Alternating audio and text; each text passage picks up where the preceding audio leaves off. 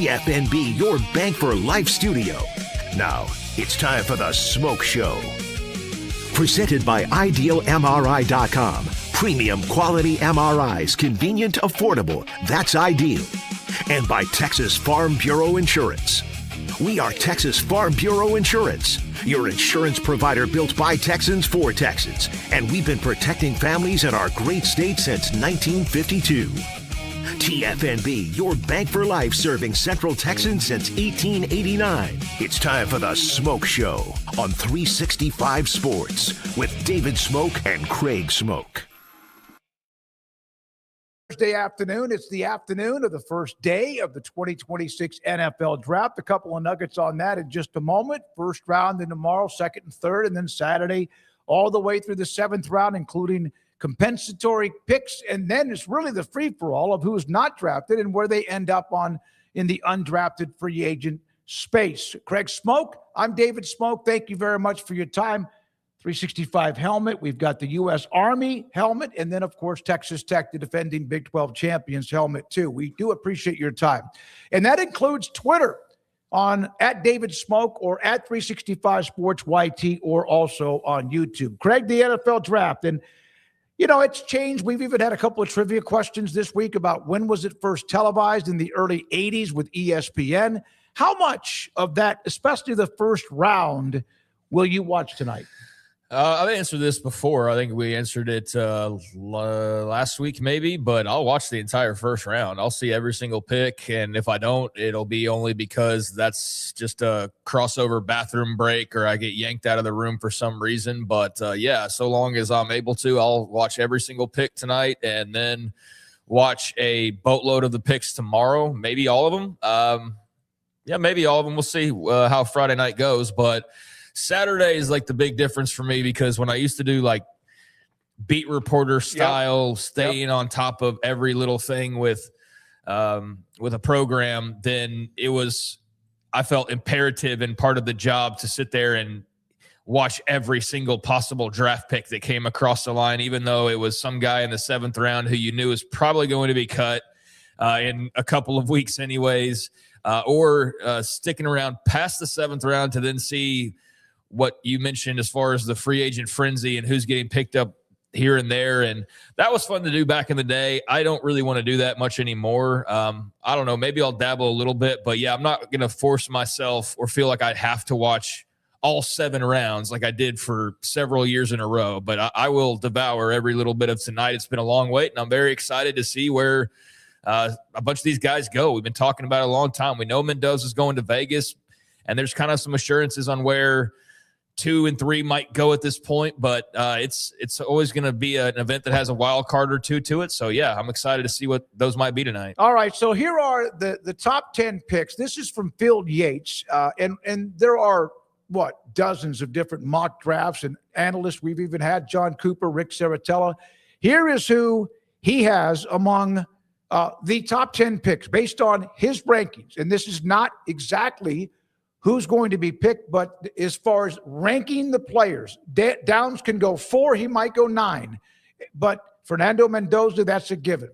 He's going 1. And then it gets interesting whether it's Jeremiah Love or whether it's David Bailey. Then you have the Ohio State foursome with Reese, Styles, Downs, and Tate, the offensive lineman from Miami. And then also Arizona State wide receiver Jordan Tyson and Mansour Delane, the cornerback at LSU. Now, those are the top 10 picks. So leave them there for right now, Rez. And Bailey's been projected as high as 2, and then Love seems to be the one that might kickstart the entire rest of the first round.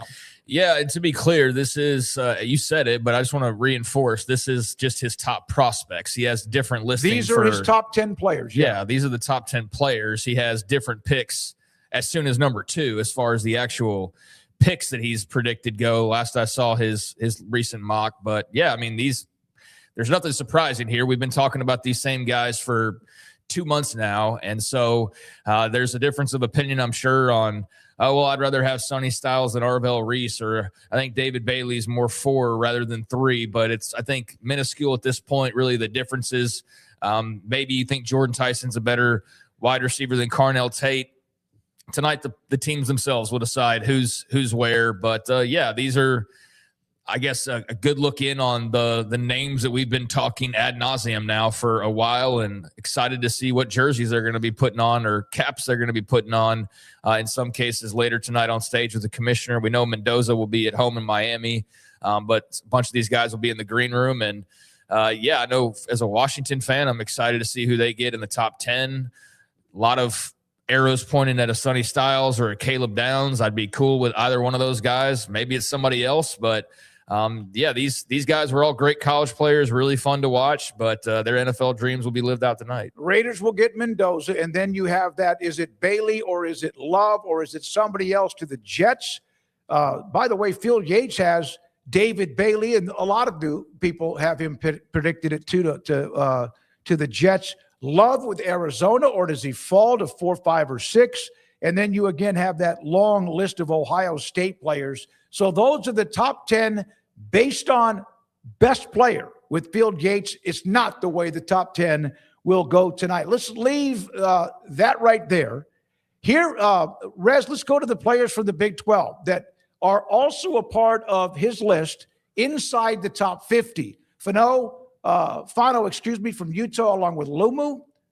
From Utah, the 2 offensive linemen. You have look at those 3 straight offensive linemen for the Big 12. Then you have UCF edge Malachi Lawrence, Jacob Rodriguez, who some think might go slip into the late part of the first round, who's been a great story. Then Galde of Cincinnati at 49. Yeah, Utah with the big tackles finally getting to see where they're going to end up. That was a banner year for Utah from an offensive tackle perspective, and that's my big question for them heading into next year is, okay, I get that you've got both of your quarterbacks returning, and I get that you feel good about the skill guys, and I get that you just assume Morgan Scalley will have the defense better, hopefully particularly against the run next year.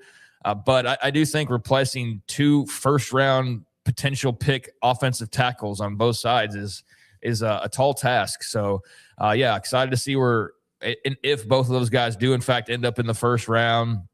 I think ASU is going to be just every year putting 1 or 2 guys in the first round. I mean, already setting a pretty good precedent with Kenny Dillingham, and looks like you're going to have a couple of those guys. We'll see.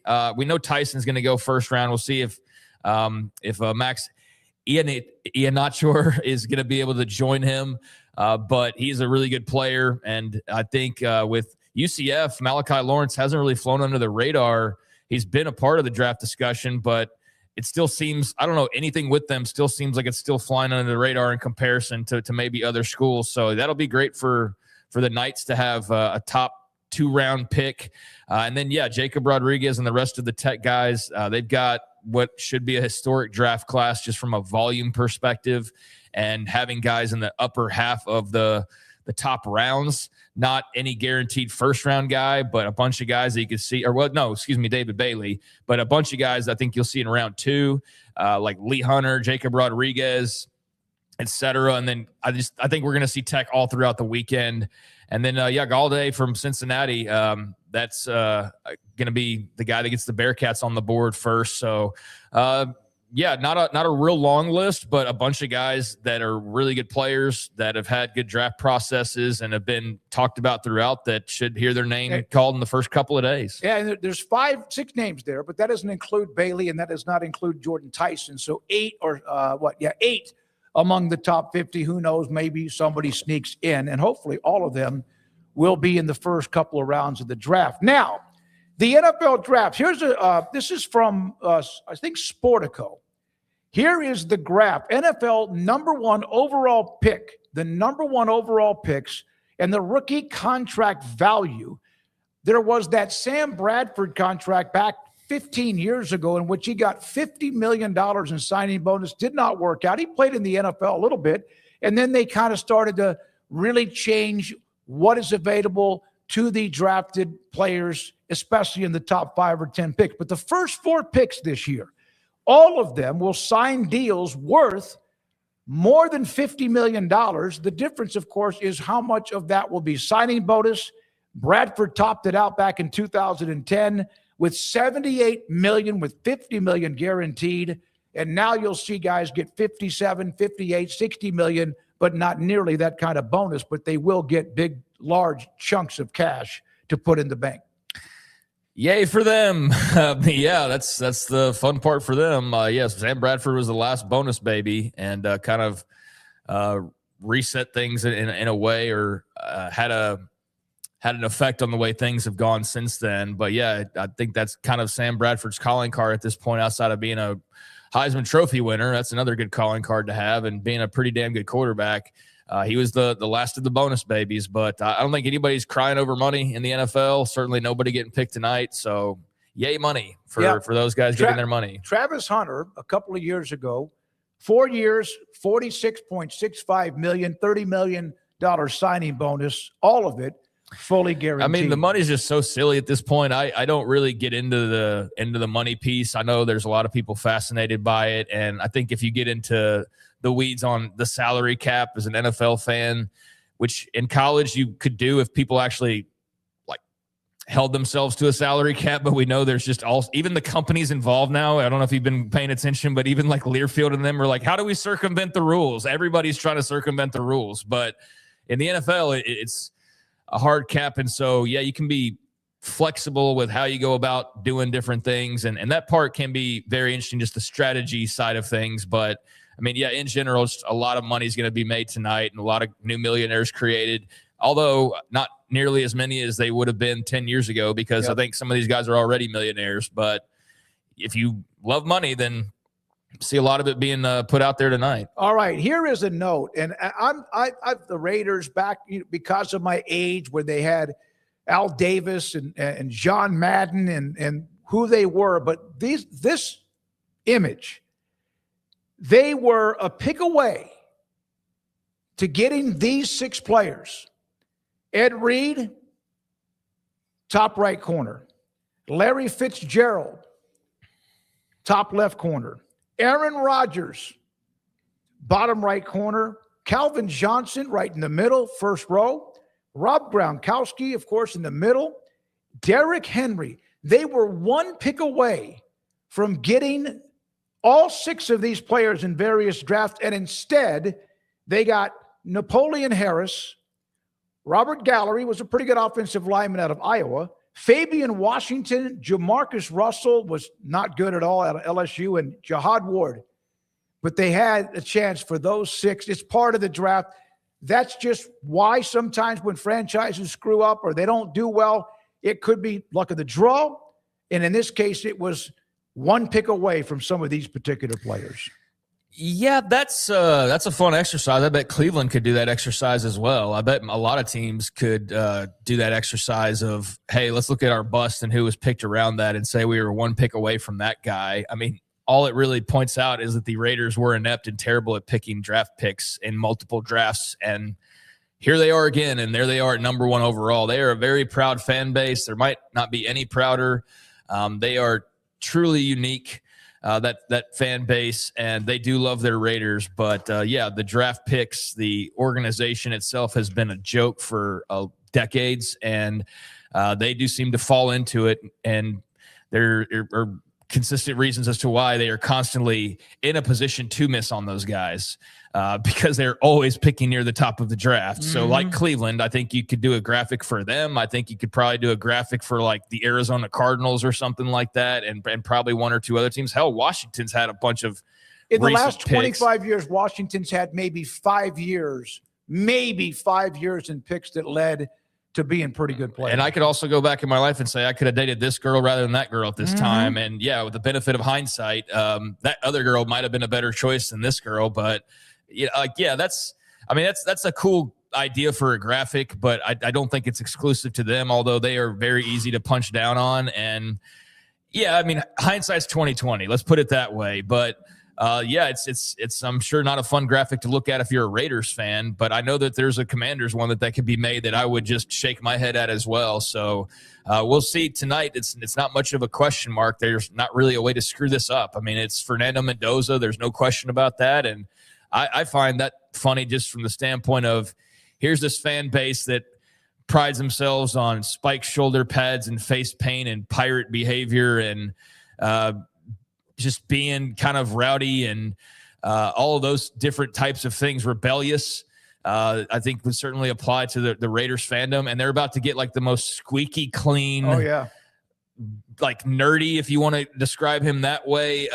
Just like the anti-Raider when I think of the face paint, spike shoulder pad, Road Warrior ripoff costumes. Like, yeah, Fernando Mendoza is not who I think of, but now he will be because he's going to be their new number 1 overall pick. And I think that's just a funny kind of like balance that they will now have where this guy is not like Max Crosby. Why do they love Max Crosby? They love Max Crosby because he was a great defensive player, but they also loved him because he embraced the Raiders and just being kind of one of those wild child type guys. And they love those types of players. And Fernando Mendoza is not that type of player. So it's just a funny fit.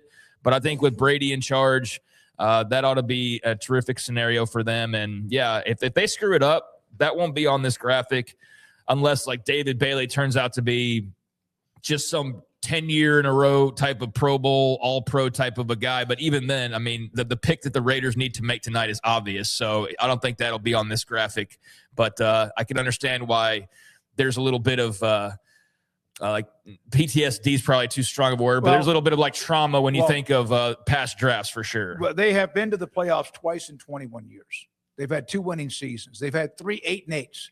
So there's the reason why. Okay, now to some college athletics news. Charlie Baker, the president of the NCAA, is pushing for what we have discussed, and it started to really get into the conversation maybe even a couple of weeks ago, the 5-in-5 eligibility model, replacing the current 4-season rule within 5 years, and how many people break right through that anyway. The proposal would move to an age-based window, giving athletes 5 years to compete. All of that we have discussed, but now Charlie Baker is a part of this. And before you go to say anything, Craig, and I'll ask you this, but this is from the NABC, which is the National Basketball Association, with Craig Robinson, their executive director. There is his statement. Basically, however, this rapid shift requires diligent implementation, the 5-for-5, especially given active recruiting and transfer cycles. Coach perspective is vital to any legislation reform on matters of eligibility that immediately impact the current rosters and management. And so it sounds great, but how are you going to implement it? How are you going to put it into play? What does it mean? We've discussed also the grandfather clause or whatever else, but these two, Charlie Baker and now Craig Robinson, with their thoughts on 5-for-5.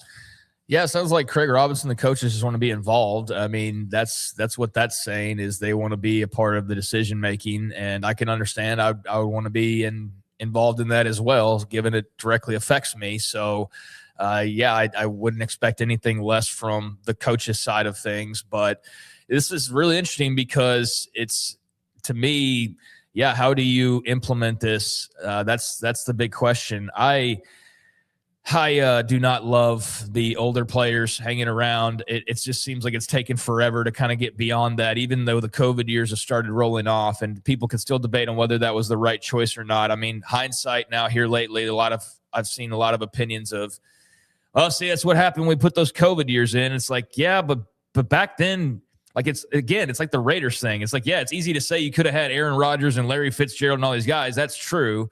But you did what you thought was the best thing at the time. And during COVID, there were so many things going on. Like, there's a lot of decisions made that were just trying to still be the best decisions. And you're trying to protect the athletes who had this ghost year where people couldn't even attend all the games and everything was strange. But yeah, it did create this logjam that they are still trying to unravel at this point. And now you're possibly opening the door to another wave of people who can come back again. And yeah, that's a really dangerous thing to maybe do. Like, dangerous is probably too extreme of a word, but that's something that could really throw things for a loop. So I think anybody who's got a say or any skin in the game should want to be involved in the conversation before a decision is made on that. And there's a lot of people that are lining up with agents or feel like their eligibility has already been exhausted, that are apparently like, it's almost like vultures hovering above the carcass. They're waiting to see if the green light goes green and turns on, and that allows them to come back for yet another year. And if it does, then there's just going to be a mad scramble of all these seniors who thought that they were done, that now have an opportunity to come back. So, yeah, I don't know how they go about doing this. I don't know what the best decision is. I am all for just getting to a point where eligibility makes sense again. Because even going over this quarterbacks for the 2027, when I was doing the little exercise, I was having to go over like a redshirt, junior redshirt, so like having to just double check on all the eligibilities, because there's all these random years that have been attached for so long of like, oh, that was a medical redshirt. Oh, that was the COVID year. Well, that was the this or the that and the other. And yeah, it's all very confusing. So I would love to get to a place where we just kind of know where people are, but I don't know if we're going to get there. I'd love it. I would absolutely. I will. I don't know what I'll do on the air, but I'll celebrate it when that happens, wherever I am. It's not that big of a deal. No, yes, it is, because then we know. It doesn't mean there won't still be some legal issues, but it would be nice to know that from one day to the next, or at least for a year of football and basketball, that everything is, well, it makes sense. Well, I mean, it mostly does. What the problem has been is these guys who have then tried to get their seventh, their sixth, I had the medical, but y'all didn't count the other thing. And well, okay, why didn't you bring that up 2 years ago? Well, because I wasn't making money and at a new school at that point, so I didn't think I needed to, but now I'm making money and I don't want to leave college. Like, we didn't have all those situations. Now we do. And those are the situations that I totally am understanding of. But as a fan, I don't like the hanging around, but I totally get it from their point of view. Well, here's a coach. You mentioned that coaches, and so did Craig Robinson. Ryan Miller, the head basketball coach for Murray State, the Racers, if they are to pass the 5 for 5, they need to do it ASAP, as we are in an active recruiting cycle, and we just need to know the rules of engagement. Do it now or don't do it at all, and give us clarification. If they do it now, right after the portal shut down, like, what does that even look like? What does that look like if they are in the next month are like, all right, everybody who just left actually has, or most that just left, like, that's, again, does everybody get another year, or would it just be those who played 4 straight years? No. That's well, I mean, that we kind of would need to know that, right? Because I don't think if you played 6 years already, you would be eligible under this, because it's just about playing 5 full years. So not everybody, I would think, would be able to come back. And so it would be a specific group of people that only used 4 years of eligibility that suddenly you're saying you've actually got 5 now. And so what does that look like to a bunch of basketball teams that have just gone through the portal cycle and have filled up and created their rosters for next year? Now you've got a whole new group of people that you can go and pursue, and some pretty damn good players in some cases, not NBA folks, obviously, or WNBA folks, but certainly still some good, solid college players. So yeah, that would be a free for all. And that's the mess that you're trying to clean up before you actually spill anything. All right. And then there's a couple other notes. We discussed yesterday, David Ubben, by the way, will join us from theathletic.com. Bruce Feldman expected to be a part of us at 4. And then we have the conversation with North Texas football coach Neil Brown from earlier today.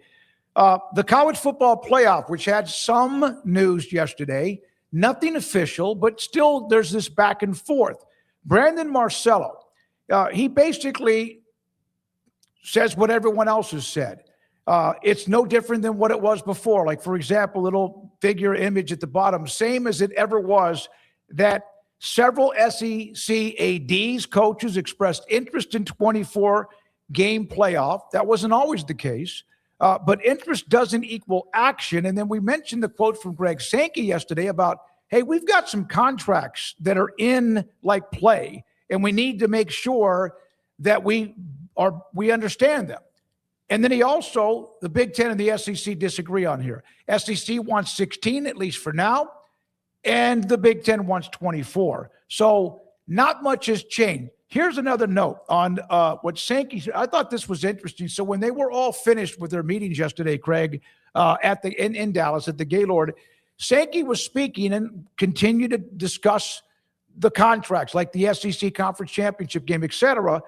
Tony Petitti did not speak to anybody, walked out of the meetings, nothing there. You can take that as if he's busy, had to catch up on other things, had other stuff to do, or kind of still a little bit miffed because the 24 is in play, but it still sits like in drying concrete. It's an interesting analogy. Yeah, I don't know about Tony Petitti not speaking. I don't recall really seeing him speak all that often. I know that he has, but I certainly think that I've seen Greg Sankey doing those types of media setups a lot more than I've seen Tony Petitti doing, like the group of reporters around you Q&A style. So I don't know that that's really any different than normal. Maybe I just haven't seen when Petitti's done that. So maybe I'm speaking out of turn there, but regardless, I'm not surprised by that. I mean, I do think that as much as I sort of side-eye Greg Sankey at times, Tony Petitti is the guy who's very much like the TV guy that I do truly wonder if he gives a damn about what college athletics looks like beyond the Big Ten. I think Sankey cares, obviously, as he should. It's his job as SEC commissioner to care mostly about the SEC, but I do think there is at least some part of him that does feel both out of necessity, but also out of tradition that you do need to at least account for some of the other schools. I don't think he gives a S about Troy necessarily, but I do think he understands the importance of why a Texas Tech is in the same ecosystem. I don't know that Tony Petitti cares about any of that. And maybe I'm wrong on that, but that's just the impression that I get. I do think that if Sankey had to cut the throat and push somebody off the ledge to make the SEC better, then he would do that. But I don't think he's actively looking to do that necessarily. Whereas I think Tony Petitti is just tell me where to go and point me in the direction, and I don't care what carnage there is. So long as the Big Ten's making all the money, that's just, again, the impression that I get out on this. Yeah, the other conferences have seemingly come over or were already on the side of the Big Ten and the 24 team. I know that wasn't the case necessarily a few months ago. I seem to recall, was Brett Yormark not in favor of 16? I'm trying to remember.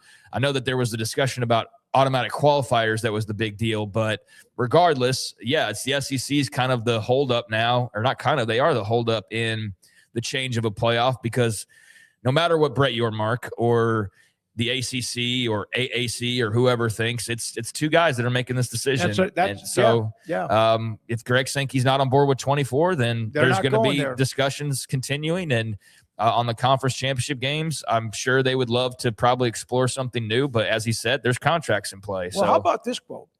The notion that the 9-game SEC schedule was a bridge to playoff expansion. The notion that one was dependent on the other is incorrect. We looked at the value-based decision.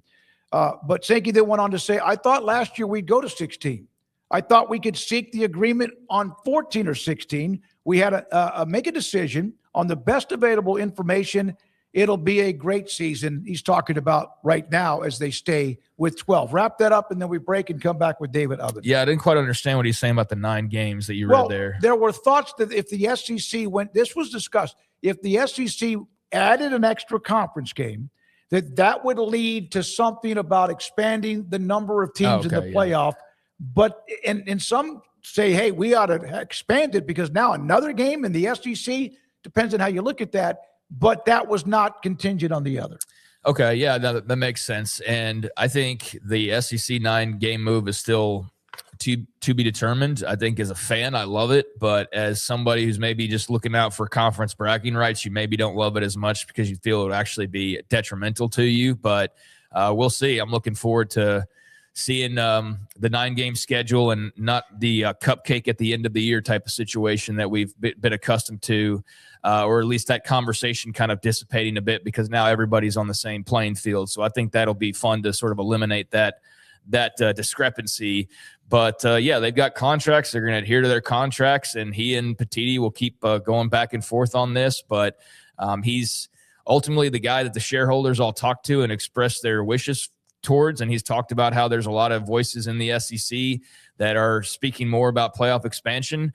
But I think that's just also selfish interest because, yeah, South Carolina wants an expanded playoff. Why? Because they're probably not going to crack the 12 team. And I could use Kentucky or others as an example. There might be random years where they do. But, yeah, if you're Vanderbilt or you're Kentucky or your teams that traditionally do not make the playoff, or your team even like Tennessee who's been in it, but maybe if it expanded, you'd be in it a lot more often, then sure, why would you not want expansion? Duh. I mean, if you're Josh Heupel, why would you not want it? It's more coaching bonuses available to you for making the playoff. And so I think the stakeholders would all love it because it's a way to to be in the playoff more often and to get all the benefits of that. But is it best for the game? I don't know that that's what's best for the game, but we're going in that direction. It's just a matter of who ultimately gets their way between those two sides. The biggest question is, what kind of a timeline are we on here? And I vividly remember last year we were on a timeline and we got all the way to the end and nothing changed. I think at some point here pretty soon, there's going to be that shift, but we'll see. I'm fine with the 12 team and riding it out. I don't think that's a bad fallback until they finally agree on something. All right. When we come back, David Ubben, theathletic.com, Bruce Feldman, and also Neil Brown, plus Craig's Off the Radar in just over an hour. This is the Smoke Show on 365 Sports. North Star Funding Partners. Have you ever heard of the new IRA Insured Retirement Advantage? The Insured Retirement Advantage is a solution for younger, high-income clients, small business owners who want to save money for retirement, and is a strategy designed to provide the opportunity for guaranteed tax-free income, retirement income, and legacy protection, capital efficiency, all without needing ultra-high net worth status to qualify. You can contact North Star Funding Partners by going to their website, northstarfundingpartners.com. Here's a number, 623-256-6902, 623-256-6902, and tell them 365 Sports sent you. Broker is your Lennox Premier dealer. Right now, qualified buyers can make no payments and get no interest financing for 12 months on a new Lennox home comfort system. Conditions apply. Call Ray Broker Air Conditioning and Heating Specialists for details and a free estimate. We're celebrating the Declaration of Deals at Allen Samuels in Waco. Right now, get $11,000 off a new Ram 1500 Lone Star, plus 2.9% for 72 months. Cash in on $11,000 off a new Ram 2500 Lone Star Crew Cab, or choose 0% for 36 months, plus no payments for 90 days. Feel secure with America's best full-size truck powertrain 10-year, 100,000-mile limited warranty at Allen Samuels. Come by, let's be friends.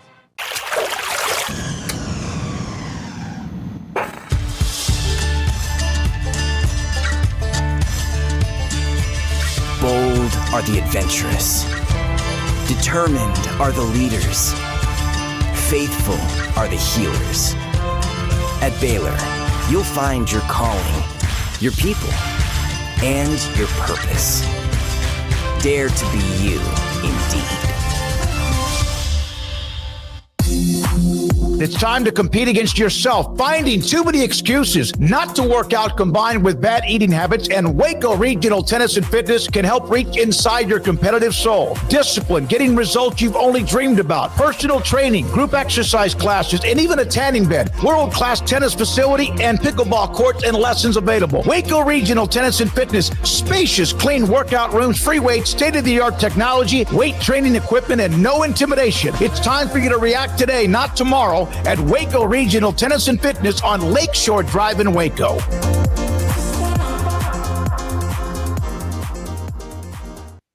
Serving Central Texas since 1889, TFNB Your Bank for Life takes pride in being more than a bank.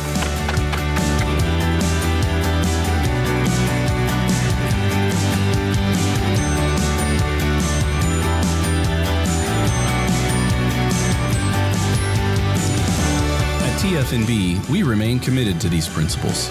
If you value them too, come join us. TFNB, your bank for life.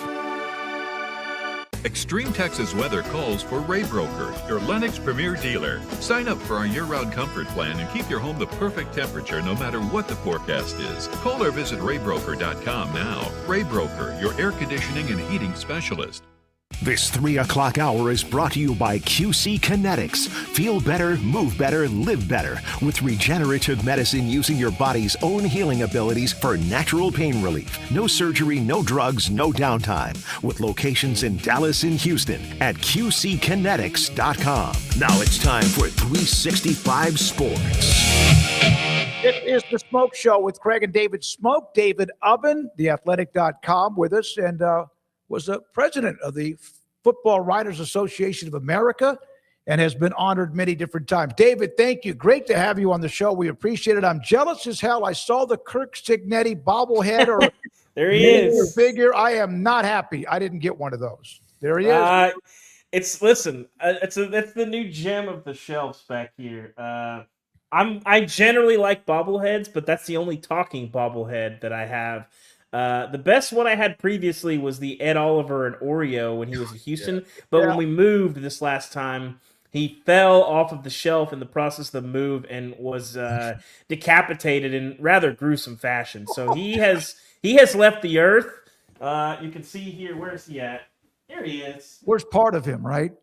He's not doing great right now. Man. He needs to wear a helmet.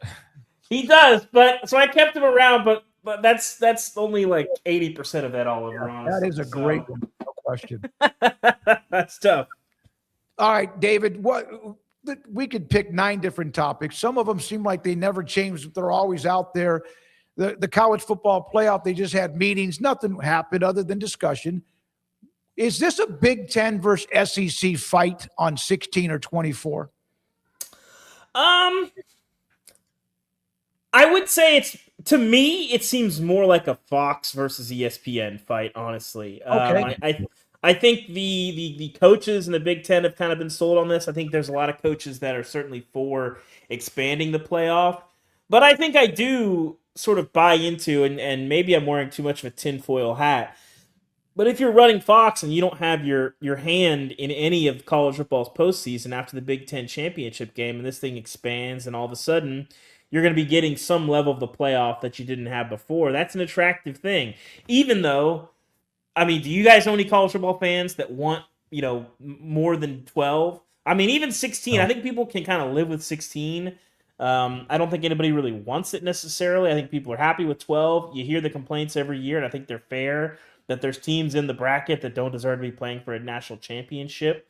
But I think, too, this is a television show, and this is about revenue. It's not about crowning a national champion, and you can take from that what you will. But, I don't think anybody's looking around at the 12-team playoff and saying, you know what, we got to get more 8 and 9 win teams in this field because they deserve a chance to play. It's like this is about TV money. So we could point to the Big Ten versus the SEC, but to me, it reads more like a Fox ESPN fight, sort of using those conferences as pawns in some ways because they're their most valuable entities. Now, David, I think that's an excellent point. I mean, we were talking about it today and yesterday, and I've thought about it from the TV perspective, but it's like you just unlocked that in my head when you said it that way, because that's absolutely what it is. And I feel like they kind of are pulling more of the strings than we get credit for. And Sankey is kind of the shield sometimes. Maybe he's taking all of the bullets and the criticism for just doing what he's supposed to do. But ESPN's the one kind of dictating things, or Fox with Petiti and whatever. So yeah, I just think that's a brilliant point. Is all these schools want more money, but yeah, the TV networks are the ones that are wanting it more than anybody else. Yeah, this who wins with an expanded playoff, and I think too, a lot of the coaches that I've talked to this spring, would like to see the playoff expand. They'd like to get in, but at the end of the day, the value of getting into the playoff as it grows, that value only shrinks. Do we think people at Oregon were happy with getting into the playoff last year, or people at Oklahoma are happy enough getting into the playoff? No. You lost the first game. And I think ultimately, getting into the playoff will mean something at some places. But I think with 16, you're sort of towing the line with undercutting the regular season. With 24, then it's what are we doing? You're getting into November. You're getting teams clinching bids in mid-November where they got 2-3 weeks left in the season, and they're pretty much guaranteed to go to the playoff. At this point, the way the playoff is structured, you're never going to see teams resting starters in rivalry week or throwing in the towel in a conference championship game. That's just probably not going to happen because seeding is really important. Getting one of those top 4 seeds is a bye. Getting to host a game means something. So 16, like I said, I think you walk that tightrope. But 24, I just think that is where we're really undercutting the regular season in ways that you've already kind of toyed with expanding to 16. And that's why it was good to see Rich Clark kind of say the quote about the regular season yesterday and just kind of reinforce that. It's okay, good. At least you have that in mind. You're not just blindly just trying to tinker with things. You do realize that's the source of the magic right there. You start messing with that and you are playing with a lot of fire, because there are fans that you may think are as hardcore as any, but you start messing with the regular season. I do think there are people that would bail on this sport given its current state. Yeah, I mean, exactly what that looks like is hard to say. I mean, rivalry week is rivalry week. Having it where it is does mean a lot to the sport. But I just think there's a revolt on some level from the fans, because, again, I think this expansion comes down to, like, who wants this? This is people with power imposing something on people that don't really have power to change it, that don't want this. Fans do not want this. Like, I don't know anybody in my life who's like, we got to go to 16. Professionally, people that I just know that are fans of college football, there's a level of, like, from the administrators that I talk to and coaches, there's an acknowledgement that, like, it's going to expand. So, like, where do I stand on this? But if it was up to them as just a college football fan, like, we don't need this. I think most fans view the playoff as something that is about crowning a champion. Me personally, I'm an 8-team playoff guy. We've been passed up a long way. I think generally there are a handful, 5, 6 teams that are actually at the end of the season could make a case at most as the best team in the country. And then maybe there's a couple more that get thrown in there. I want the G5 to have representation in that group as well. And so, like, to me, 8 makes the most sense. 12, we can live with. Yeah. But you get 16-24, I just think people hate that. Yeah. David, as far as the football, like, spring football is not what it was like when I was kind of doing more like beat writing type of stuff and you were all over that. It's nice to just kind of have in the background, but what have been maybe some of the interesting conversations or just stories or things of note that you've seen this offseason? I know you interviewed Ryan Silverfield. There's all these new coaches that are in play now. What's kind of interest to you at this point heading into next year? Well, it's hard to not take that stuff from a 30,000-foot view. So I think 2 big things. One, I think the one portal window has been, coaches have loved that, because I think the last few years, especially when you talk to coaches at the FCS level, at the G5 level. I talked to an FCS coach at the coaching convention who said after spring, they lost 45 players. So at that point, then what even is spring football? It's pointless. You're going through these workouts and half to 2/3 of your team is going to be gone. I think coaches like knowing, hey, it's February 1st and we know pretty much who our team is going to be. And that, I think, has helped bring some intensity back to spring, some meaning back to spring. I think that, on top of that, I think the fact that a lot of most of the coaches that I've talked to, and I think it's a vast, vast majority, would be okay with reimagining spring as something closer to OTAs. Maybe there's a set of OTAs, early in the semester and then some more in May or June after the spring semester ends to maybe calm down some of the transfer stuff and not have as much of a rush. So I think the idea of reimagining spring football and doing it something like a later OTAs, I think is something that has a lot more of an approval rating among coaches than I would have thought 2, 3, 5 years ago. When we've been at Big 12 Media Days for the last several years, I remember Chris Kleiman was adamant about that. That was a way to still put your roster together but not get rated. And then even if you have a way to fall back on what you can do with more workouts. And it's almost a 365-day-a-year sport. But, yeah, there needs to be a pocket or 2 for them to get away and then also to tune up before you get to August and fall workouts. I would agree. And I'm also a big proponent of whatever the spring looks like. I don't see a compelling reason why we can't have FCS games or, Syracuse and Colorado have been pushing for 2 years to play a spring game. When they're sort of reimagining what the spring looks like, I can understand that the NCAA wants to put the brakes on some of this stuff. But at the end of the day, everybody's looking for more money. Selling a game to a television network, filling your stadium up, like the spring games. It's nice weather. It's nice to get out. It's a bad football product. Like, there's a reason why nobody is making appointment television to sit down and watch the spring game, on TV. But if you're going to play an FCS game, maybe you don't do it in the fall. You move it to the spring. Listen, when people are starved for something in April, May, March, people are going to watch that. And if you have 2 programs like a Syracuse and Colorado that want to play, when there's no football, if you have a Fran Brown and Deion Sanders team going head-to-head in the middle of March just playing a game, a lot of people are going to watch that. Yeah. And so I think there's a hunger for it. And so whatever spring looks like, it's going to change, just like just about everything in college football these days.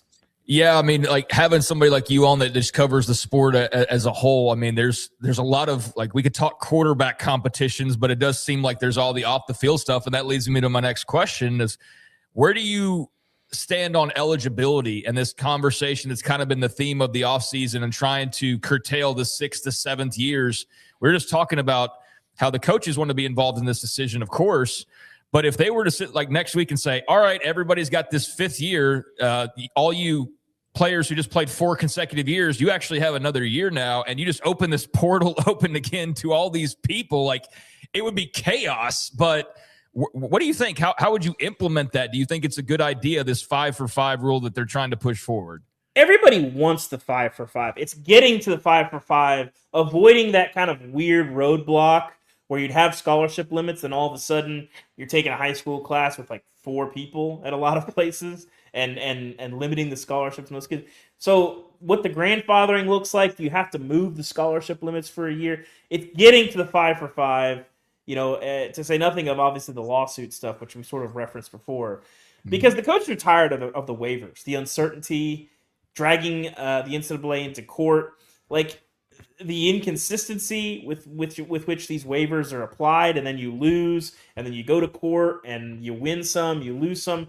Like, coaches don't want to be sitting around saying, who is my quarterback? Do I have this edge rusher? I was at NC State. Like, they had a kid, Katron Evans, who went through the team's pro day in case he had to go to the NFL and was also practicing in the spring. Like, come on, and he's got his waiver denied, and they're probably pushing to probably fight that in court.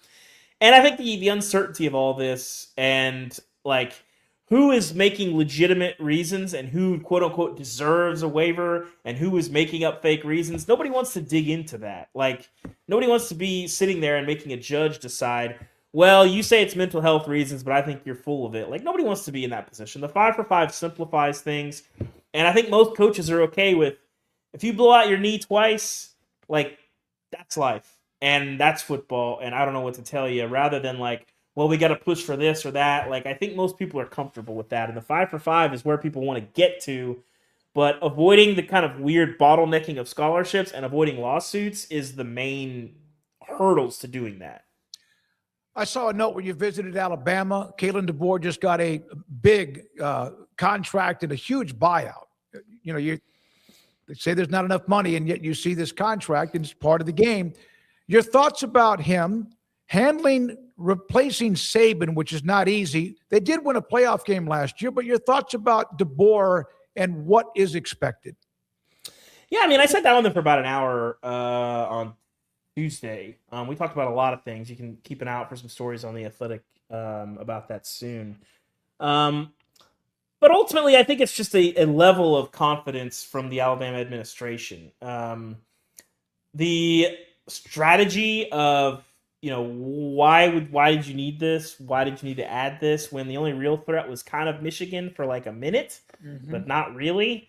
I think it's a fair question. I think generally, you only pay these extensions and buyouts when, one, a coach greatly exceeds expectations, which I don't think Kalen has done yet, or, there's a real threat to pull them away, which, Michigan just sort of depends on who you ask, and certainly they were interested there.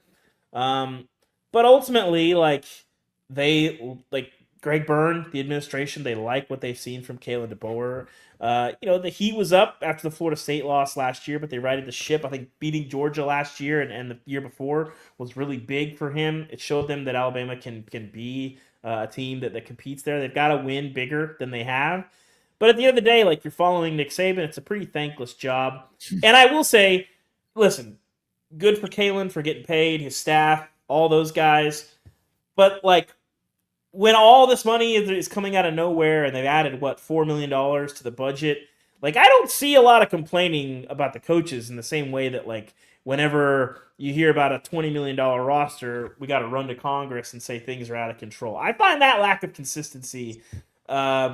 I'll file that under things that make you say, right? It's nobody's talking about guardrails or rule changes or any of those things, or that things are out of control when the coach pay continues to go up and up and up and up, and so does the player pay. But only one of these seems to be a problem. So, maybe I'm just talking. It seems like there's always that whenever there's somebody pushes back against the players having all this freedom, it's like, well, what about the coaches? And nobody has an answer for that. Like, the coaches can leave whenever they want. Okay, well, they have a buyout. Well, now some of these athlete contracts are going to have a buyout, or you got to pay back money. So that's negated. But yeah, David, there's not really a great answer for it, is there? Well, they can do it. They can do whatever they want. Yeah, so we saw buyouts. Like, some of them made headlines. Like the Sorsby one obviously made big headlines. But there's been a lot of buyouts that were paid with these rev share deals that weren't that much money, that didn't make a lot of headlines. And I've asked some coaches this spring about, like, what if you just put in some really prohibitive buyouts? Like, if you signed a player, hey, we're paying you $350,000 to be our edge rusher or whatever, and you have a $2 million buyout for the next 2 years. Like, that guy's not going anywhere. Now, there's a whole lot of leverage in terms of, like, well, would a player sign that? But you could maybe get to a number that makes sense. That's the answer in the short term when you don't have collective bargaining, when you don't have 2-year deals. Like, these rev share agreements we've seen with the Damon Williams situation, with these buyouts that have been paid, there is some teeth in enforcing these contracts. And so what those contracts look like, I think schools should put it upon themselves to change those things. And I think that's the short-term answer, is having some more prohibitive buyouts and figuring out a way. Maybe you got to pay a kid another $150,000 up front, but you put a really big buyout in there to get that extra money and say, well, we'll give you $250,000 if you want your buyout to be, $150,000, but we'll give you $450,000 if your buyout is $2 million and it's a 2-year deal, and somebody's got to really, really want you, and then we're going to get that money back. I think that makes some sense to me in terms of just trying to operate in a free market. So you covered the Big 12 for a long time, and it's a new age where Texas Tech is riding high. And I know that you wrote at least like summary about the Cody Campbell, Brett Yormark tiff a few weeks ago, and that's kind of died down a little bit. But just curious, having been close to following the league for a long time and reporting on it, your thoughts about where it finds itself after the near disaster of a few years ago, and where it finds itself with this oil tycoon and his partners and other alumni that are pushing Texas Tech to be this entity and this force. And ultimately, is that it's great for Texas Tech, but kind of how do you view the Big 12 in light of that as well? So I'll start from kind of the 30,000-foot view. We can get down to Cody. I think in general, nobody knows what's going to happen when the next TV deals are up for the Big Ten and the ACC. I think sort of starts this, but even the Big Ten and the ACC, where are those tectonic plates going to shift? What does that look like? Nobody's quite sure. But I do think that the Big 12 does have some advantage in that, like, most of these groups, or most of the schools in the league, if not all of the schools in the league, are probably not going anywhere. Like, they're with each other. You always kind of knew when Texas was in the league, when Oklahoma's in the league, like, if they wanted to pursue conference membership elsewhere, there were going to be suitors to do that. BYU is probably the only school in the Big 12 right now that probably would have a super robust market if they tried to push that, and that's probably being generous. So I think that there's an advantage there in that you're sort of with each other and you don't have to worry about getting stabbed in the back, where that had been happening for a decade in the Big 12. As for Cody Campbell, I mean, to me, it's pretty simple. This is just two people sort of advocating for themselves. I think there's an element, to me, if I'm just reading the tea leaves on the scheduling situation specifically, I think Texas Tech knows this is the lay of the land. This is the reality. But they can't be seen as hey, we're going to just go with this and flip the bird to the Texas high school coaches, which, people, you guys are in Texas, THSCA, very powerful, very influential group. And I think that they know, part of the deal is you're going to have to play games on Friday nights, and we love to avoid playing two Texas teams in the state of Texas on a Friday night, but that's probably not going to happen as Texas Tech's profile has grown. And so we can't be seen as going along with that. And I think Cody Campbell sort of jumped to that, and Brett Yormark has to sort of push back for the league and be like, listen, this is what the money's for. If you don't want to play on Friday night, we can take less money, but it's a huge boon to the league. Do you want to keep up with the Joneses as best you can or not? Because this is what you paid me to do, is get the league money. And so, I think both sides are probably right in doing what they got to do, but, like, this is what the sport is. And I also think the Big 12, like, the American kind of just owns Thursday, and the ACC has some Thursday stuff too. Like, I don't know what's stopping them if you're going to play these games in Texas. Why can't you move them on Thursday? I think that's an interesting question that I haven't seen a lot of good answers to as well. Yeah, there's not nearly as many. There's a lot of Thursday games in high school football in Texas, but nothing like Not the same. Yeah. There's no books or TV shows named after Thursday Night Lights. No, there's not. Hey, David, last thing, and I appreciate it. We do. Both of us, Craig and I, both appreciate your time. If you could take 4 teams in the Big 12, like we know Tech is set up to be very, very good. BYU, what Arizona State does without Leavitt, and then others. TCU won 9 games last year, are kind of under the radar. Who would you say are the upper tier, if it's 4 or 5 or 6 deep, in your opinion, entering or right now in the Big 12? Tough question. I think I'd go Texas Tech, obviously 1. I think BYU, obviously 2. I'm intrigued by Kansas State, but I got to tell you, I'm keeping an eye out on Oklahoma State. You know, the hype train is kind of going a little bit for them, but I think I'm on board there. I think we've seen it. When you have a coach that's able to bring over as many players and port that culture, I think that smooths that transition a lot. And obviously Drew Messamaker, a guy that can make a lot of noise. So I might put Oklahoma State in that group. And then I think I would probably lean TCU. It'd probably be either TCU or maybe K-State in that. I like the experience of K-State. They did some good work in the portal. So that'd kind of probably be where I would land. Thank you, man. Appreciate it. We'll look forward to the stuff with Alabama coming out soon on The Athletic with David Ubben. Thanks for your time, David. Appreciate it, guys. Take care. Have a great rest of the week. It's David Ubben, and great writer. We've run into him. We've seen him. Like you said, Craig, he covered the Big 12 a lot, and now more the national beat, and does great features and also covers the game. I think he did a 5-day, 1,000-mile loop sometime last year during the football season, then documented it. Was pretty damn good to watch. Yeah, there's a lot of the writers that are on their kind of tours right now throughout spring. I saw Mike Craven of Dave Campbell's was out or has been out now for months, going to, I guess, do profiles and get those ready for the magazine and everything this summer.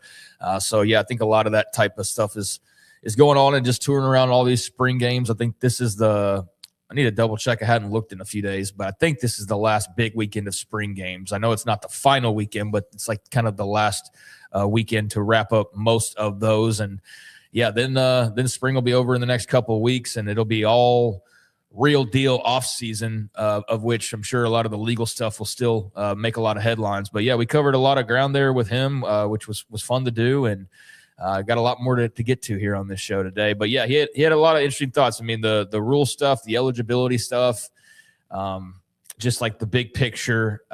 There's a lot going on. There's a lot going on, and a lot that still needs to be figured out. And I do think he hit the nail on the head, though, when he talked about the TV networks. And I kind of almost feel stupid for not bringing up that angle of it, because that's such an obvious angle. And I've seen it talked about that way. I've thought about it from that standpoint previously as well, but for some reason, I guess just we're talking about the guys that are having these meetings, and I'm not thinking about the guys behind those guys. And yes, it very much is a Fox versus ESPN world that we're living in. And that standpoint or looking at it from that viewpoint makes everything make a lot more sense, rather than looking at it from a SEC versus Big Ten standpoint, which is what we fall into. And it's easy to fall into, but really it is bigger than that. It is about those TV networks jockeying for the most prime real estate and the most money. And that's the top of the food chain right there for sure. When we come back from David Ubben, one of the great writers covering college football, to Bruce Feldman, Fox Sports, but also theathletic.com. And a story that he had about is the transfer portal keeping players from developing better for the NFL. And that old question, is their job of coaches in college to win games or produce NFL talent? You hope you can do both if you're winning games. That and more. Bruce Feldman, he's next. This is 365 Sports. The Baylor Club inside McLean Stadium off I-35 in Waco, not far from where we are with our studio. Graduation around the corner. And so you want to have some kind of a special event, maybe for a group, for an entire class, not so much Baylor University, but I'm talking about high schools around the area. They have a great opportunity for you because they have space. They have a staff that will set you up, take care of it, and have the food if you wanted to, and festivities, and make sure you don't get tense and overcook so much in your head because there's so much to do. They'll help you. The spring menu arrived. Excellent. Their executive chef is Lee Fields. There's Devin and Macy and Annette, Dawn, Jeff, Hannah, Macy, and I mentioned her, and Nick Caldwell, the general manager. And what they do is bringing flavors, familiar flavors, and also daily specials. The fan favorite Club Quesadillas is back. Dinner, drinks, lunch, whatever you want, and a great view. It is the Baylor Club. Memberships available. Tell them David Smoke and 365 Sports and the Smoke Show sent you. It's in the major leagues for 24 years. And let me tell you, I can feel it in my joints. Shoulders, elbows, and knees. Trust me, pain doesn't retire when you do. I tried everything to get rid of the pain. Nothing worked until QC Kinetics. Baseball legend Roger Clemens and other patients are getting lasting relief with QC Kinetics regenerative treatments. No surgery. I trust QC Kinetics. You should too. Let's commit to getting rid of all the pain. Schedule your free consultation today. QC Kinetics. Better starts here. With over 25 years of excellence in IT, Carrion Solutions is your trusted technology partner. From managed IT services to cutting-edge cybersecurity, our expert team delivers tailored solutions that drive success. Our portfolio includes products such as Veeam, Bitdefender, Microsoft, Cisco, and Fortinet. Call David Carrion and his team of experts. Call 888-522-2221 or visit us at carrionsolutions.com. Established in 2007 and independently owned, Alliance Bank Central Texas is committed to helping families and businesses meet their financial goals. From their tellers to their board of directors, they know the importance of superior service and competitive products. Customers have confidence knowing that their financial needs are in good hands. It's your bank, Alliance Bank Central Texas, with 2 Waco locations, 4721 Bosque Boulevard and 191 Archway Drive on Highway 84, and at alliancebanktexas.com. Member FDIC, an equal housing lender. Hello, I'm Camille Johnson with Camille Johnson Realtors. We specialize in selling residential real estate agent all across our community, and we love serving all types of families. We have been in business at Camille Johnson Realtors for almost 9 years, and I have been a residential real estate agent for almost 40 years. And we love our partnership with 365. So thank you for partnering with me, and thank you so much to all of my clients who have made our company a success. Join the celebration. It's 27 years for Richard Car Motors, and we're celebrating with big anniversary savings. The GMC Sierra delivers strength, power, and a refined interior loaded with premium comfort and technology. During Richard Car's 27th anniversary sale, find savings like $9,000 off all Sierra 1500 Pro and SLE models in stock. Thank you, Central Texas, for 27 years. Log on, call, or come by today to find big anniversary savings now. Richard Car, they have the truck for you. Pepperoni Magnifico. Pepperoni Magnifico. Marco's Pepperoni Magnifico. Classic and crispy cut pepperoni, 3 melty cheeses, all on our fresh made dough. And starting at just $12.99 for a large, it's no wonder Marco's was named America's favorite pizza chain. This 4 o'clock hour is brought to you by Stonewood Dental, your one-stop shop for your dental needs, specializing in teeth cleaning, fillings, crowns, sealants, root canals, IV sedation, extractions, implants, bridges, dentures, full mouth restorations, and bioaesthetic dentistry. Our priority is your comfort from the moment you walk through the front door. Stonewood Dental in Robinson, Texas. Now it's time for 365 Sports. This is the Smoke Show with Craig and David Smoke, and award-winning author and also a media columnist and more. It's Bruce Feldman from theathletic.com and also Fox Sports joins us on 365 Sports. Bruce, thank you very much. Man, you just crank out information all of the time. We appreciate your time. How much feedback did you get on the one about the transfer portal that might affect the development of players from the college level to the pros? Do we have him, Rez?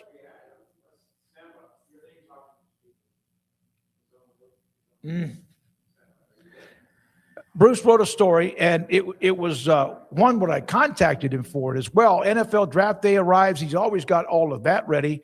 But also the story about, does the portal keep players staying at one place and not like growing and maturing and et cetera? Not that they can at another school, but does that affect how their value and development into the NFL. And that's not the college coach's job, is to win games, but also if you have enough of those players, you're going to win games.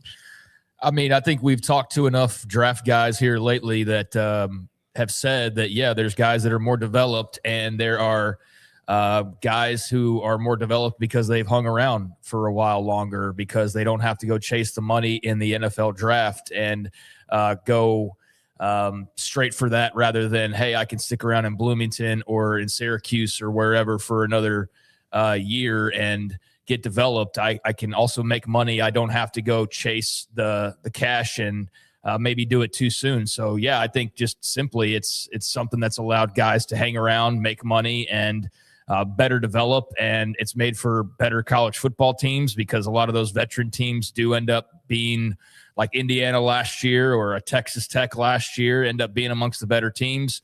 And then the NFL, like, you get these guys and they're a bit more polished. Now, they might be a little bit older than you're looking for. Also, that would be, I guess, the trade-off. But definitely, as we talked to John Cooper about, it's a situation where guys, are better off financially. They're better off physically. They're better off as far as emotionally in some cases. So I don't see it as having been anything other than a good thing kind of all the way around. But it's definitely changed things a little bit. I remember when Baylor had their run in the early 2010s where they were fantastic. They were involved in the college football playoff discussion, but the receivers didn't always translate to the pro level because of the offense that Art Briles ran. And some of them just like, I cannot believe that Corey Coleman wasn't incredibly successful. Terrence Williams had some success. Kendall Wright had some success. And then some you didn't expect did. But his job was to win games, and it did not transfer to the next level all the time. Yeah, I think that's a completely different thing, though. I mean, I think that's the system that you were in. I think that was that those guys didn't have to run the full route tree. I think that was that they had what was a bit of a gimmicky offense for NFL standards at that time. So we've seen, as Josh Heupel's evolved that offense and Jeff Lebby and others off that branch, Kendall Briles, we've seen more guys from that style of offense as the NFL has changed as well, have a better ramp to going from that style to the NFL style. But yeah, that's a separate conversation. That's about what they were doing and how they were doing it, not that they were making money or staying around college for another year. So I think that would be kind of a different topic. But yeah, interested to hopefully get Bruce on here in a second to talk about what he had to say. And I think, again, the NFL would probably love to have guys at 20 years old ready to roll in, but guys getting better and having more development is certainly not a bad thing. Rez, let's do this. Let's take a break and let's get this fixed. Bruce Feldman is on. He's backstage in the portal with the link. Yeah. Okay. There you go. All right. Thank you very much. We'll try to do this. I know that Bruce was trying to do it on the phone, but let's see if we can get him in through that particular way. If possible, let me know. And there he is. Bruce, can you hear me? I hear you fine. Sorry about that, man. Thank you very much for jumping on. Craig SMOAK and David SMOAK. So the story about the transfer portal, developing talent for the NFL level, what kind of reaction from that did you get from various angles? You know, I think it hit a nerve with a lot of folks who wanted some, you know, were like suspected there was something to this. And I'll be honest, as I said in the story on The Athletic yesterday, this was not something I was like asking NFL coaches about initially. It came up, a defensive line coach who'd been in college for about a decade or so in the NFL was like, this is the worst defensive tackle group that's been out since I've been in the NFL. It's horrible. And I asked why. And he proceeded to go into detail about it and said he thought a lot of that had to do with the portal and players jumping around so much. I talked to some other coaches in the NFL. I talked to an NFL scout after that. And, you know, that NFL scout, who's a national scout, had said, you know, if you look at the offensive line in this draft, I think there's 6 projected to go in the first round. All 6 spent their whole college careers at one college. They did not move. They didn't for other teams. And so it's development in the weight room. You know, there's going to be times, as you guys know, that you may have multiple position coaches in your career because there's a coaching change. Even if you stay, there's no guarantees, but there's a better chance of continuity if you're at the same school. Now, it's not to say that there isn't any good that can come from the transfer portal guys. Certainly a lot of guys have really benefited from finding a new home. I mean, Joe Burrow wasn't going to play at Ohio State, and he ended up leading LSU to arguably the greatest season in their school history for sure, and a national title. And he was an example. Fernando Mendoza clearly benefited greatly from going to play for Curt Cignetti at Indiana after Cal. So it was kind of a subplot to this that was fascinating to hear about. So Bruce, I was sitting there thinking like, yeah, guys sticking around, getting developed more is I would think a good thing, but is it more the bouncing around and the lack of continuity? Like what is the like, is there a specific thing that makes it not a good thing versus a good thing, I guess, to ask it that way? I think it depends on the position. I think the two most significant were the offensive line because of the continuity, but also the defensive line, especially at defensive tackle, because it's just, you have a smaller pool of guys who are 310, 15, 20 pounds who have the skill set to play inside. So now if you're kind of shorthanding that group even further, the pool gets smaller. I think for plenty of other positions, very beneficial, but I think it's harder to succeed with a lot of different coaching points and different just transitional stuff when it comes to the physical development. That's something that seems to have really stood out for when you talk to NFL coaches about it. Draft day, and you, of course, do your freaks list during the summer, right before the season, all of that. And now here we are with some of those guys that are available for the draft, but you dig deep into it. You just posted that earlier today. How much grind do you spend on that as far as draft day and all the other things you do by covering college football? Well, I think I'm going to say what I would imagine you're going to agree with, which is like, I get to work in college football and get to work in football and get to cover sports. And so it really doesn't feel like a grind. I mean, I'm in a hotel room now, because we're doing our show in Chicago, our draft show later tonight. But if you had asked like 16-year-old me, okay, this is going to be what we do for a living, I'd be like, okay, which finger do you want to cut off? And I'll take that to it. So it's very, it's one of those things where, you make some sacrifices when it comes to like, you miss some stuff with your family and some things that, because sometimes you're on the road, sometimes you're busy every weekend, but I love what I get to do. And I was someone who, as we're talking about the draft, I mean, I grew up as a kid in high school. I remember getting like Mel Kiper's draft guide, and I would watch as much of the draft on ESPN as I could. I loved football and feel very fortunate that I've gotten to work in it and spend so much time around it. It's just like very grateful for that. So it doesn't feel like work. Bruce, tonight we're going to see Fernando Mendoza go number 1 to the Raiders, and then after that, who the heck really knows what's going to happen? We all have our guesses, but this Indiana run, man, like you've covered college football for a really long time. Them celebrating a national championship was nothing that you thought would ever happen, I'm sure, and nobody really did. And then now to have the number 1 overall pick, who was also the Heisman Trophy winner. I mean, it's a crazy story. Like, I know it's the reality now, but I'm still kind of having a hard time wrapping my head around it. Where is it kind of for you and just all the things you covered, just the unforeseen, but very cool kind of change in the program's trajectory?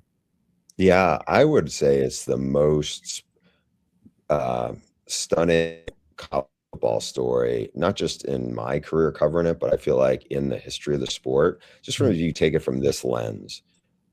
Indiana was literally the all-time losingest program in college football, and they hire a coach, and in 2 years he leads them to a 16-0 season where they win the national title.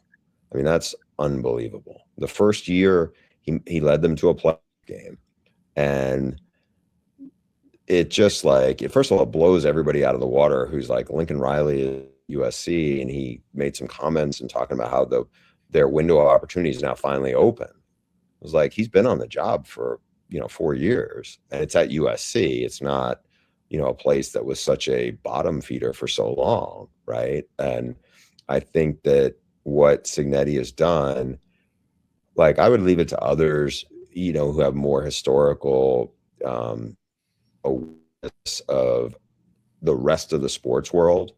Like, you can go back and say, okay, well, like Buster Douglas knocking off Mike Tyson, that was a shocking thing, and I don't want to diminish it, but like, that was that one night he changed the course of his career. It's like for a football team, and there's so many moving parts, and it's obviously you can upset a team, but to go 16-0, that's sustained excellence. And there's other things. I remember being a little kid when Miracle on Ice happened with the USA hockey team upsetting the Union. That was an amazing moment, an amazing time. But as far as I can remember, like, to me, what Indiana's done, what Cignetti has done there, is just remarkable. Have you ever stopped for a second and said, what would we know about Fernando Mendoza had he not transferred to Indiana? Yeah, it's a good question. Like, my colleague at The Athletic, Dan Brugler, does a terrific job on the draft. Before the start of the season, he thought he was going to be a top level quarterback. Nate Tice, who does a good job also on the draft, for a year ago, he was touting Mendoza when he made the transfer move. So I did not see this coming. I thought he was a good quarterback, but hardly a elite one.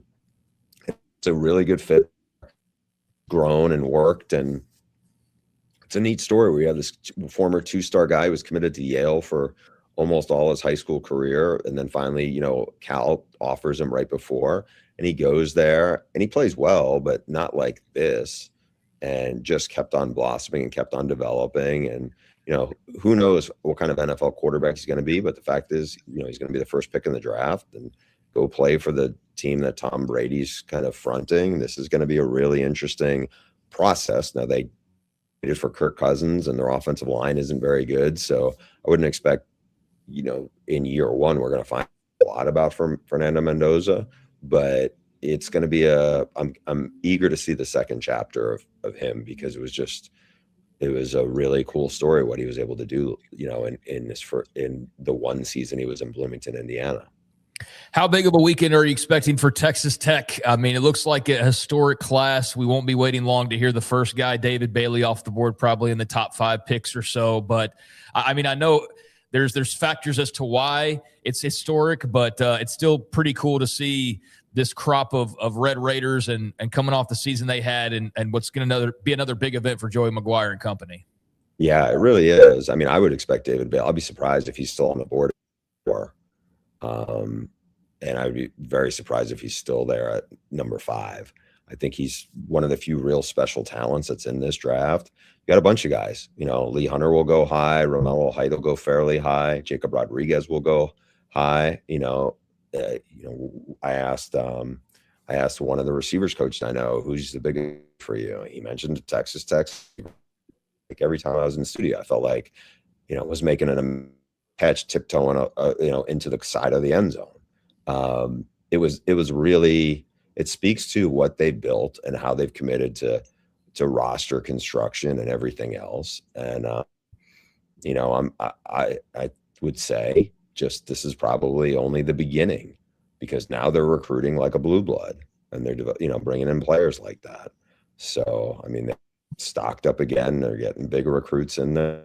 And, it's amazing for me just to sit back and think all the time I spent, around Mike Leach and that group when they were in Lubbock, and the area around it has changed and grown dramatically. And obviously the resources for Red Raider football has grown and changed dramatically. Bruce, last thing for me, and good luck with the draft coverage tonight in Chicago and elsewhere throughout the weekend. There is the thought about the college football playoff. As you know, yet they met again. And is this a Big Ten SEC battle, or is this a network against network battle? Question. I think it's hard to separate the two.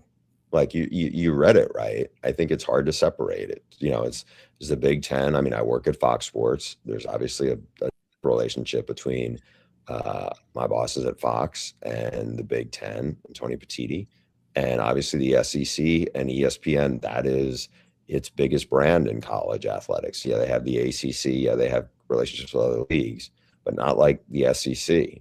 It's not, I think that there's a big piece of that. And I think for, maybe years ago, people didn't see how directly that was impacted. I think now people have gotten wise to that.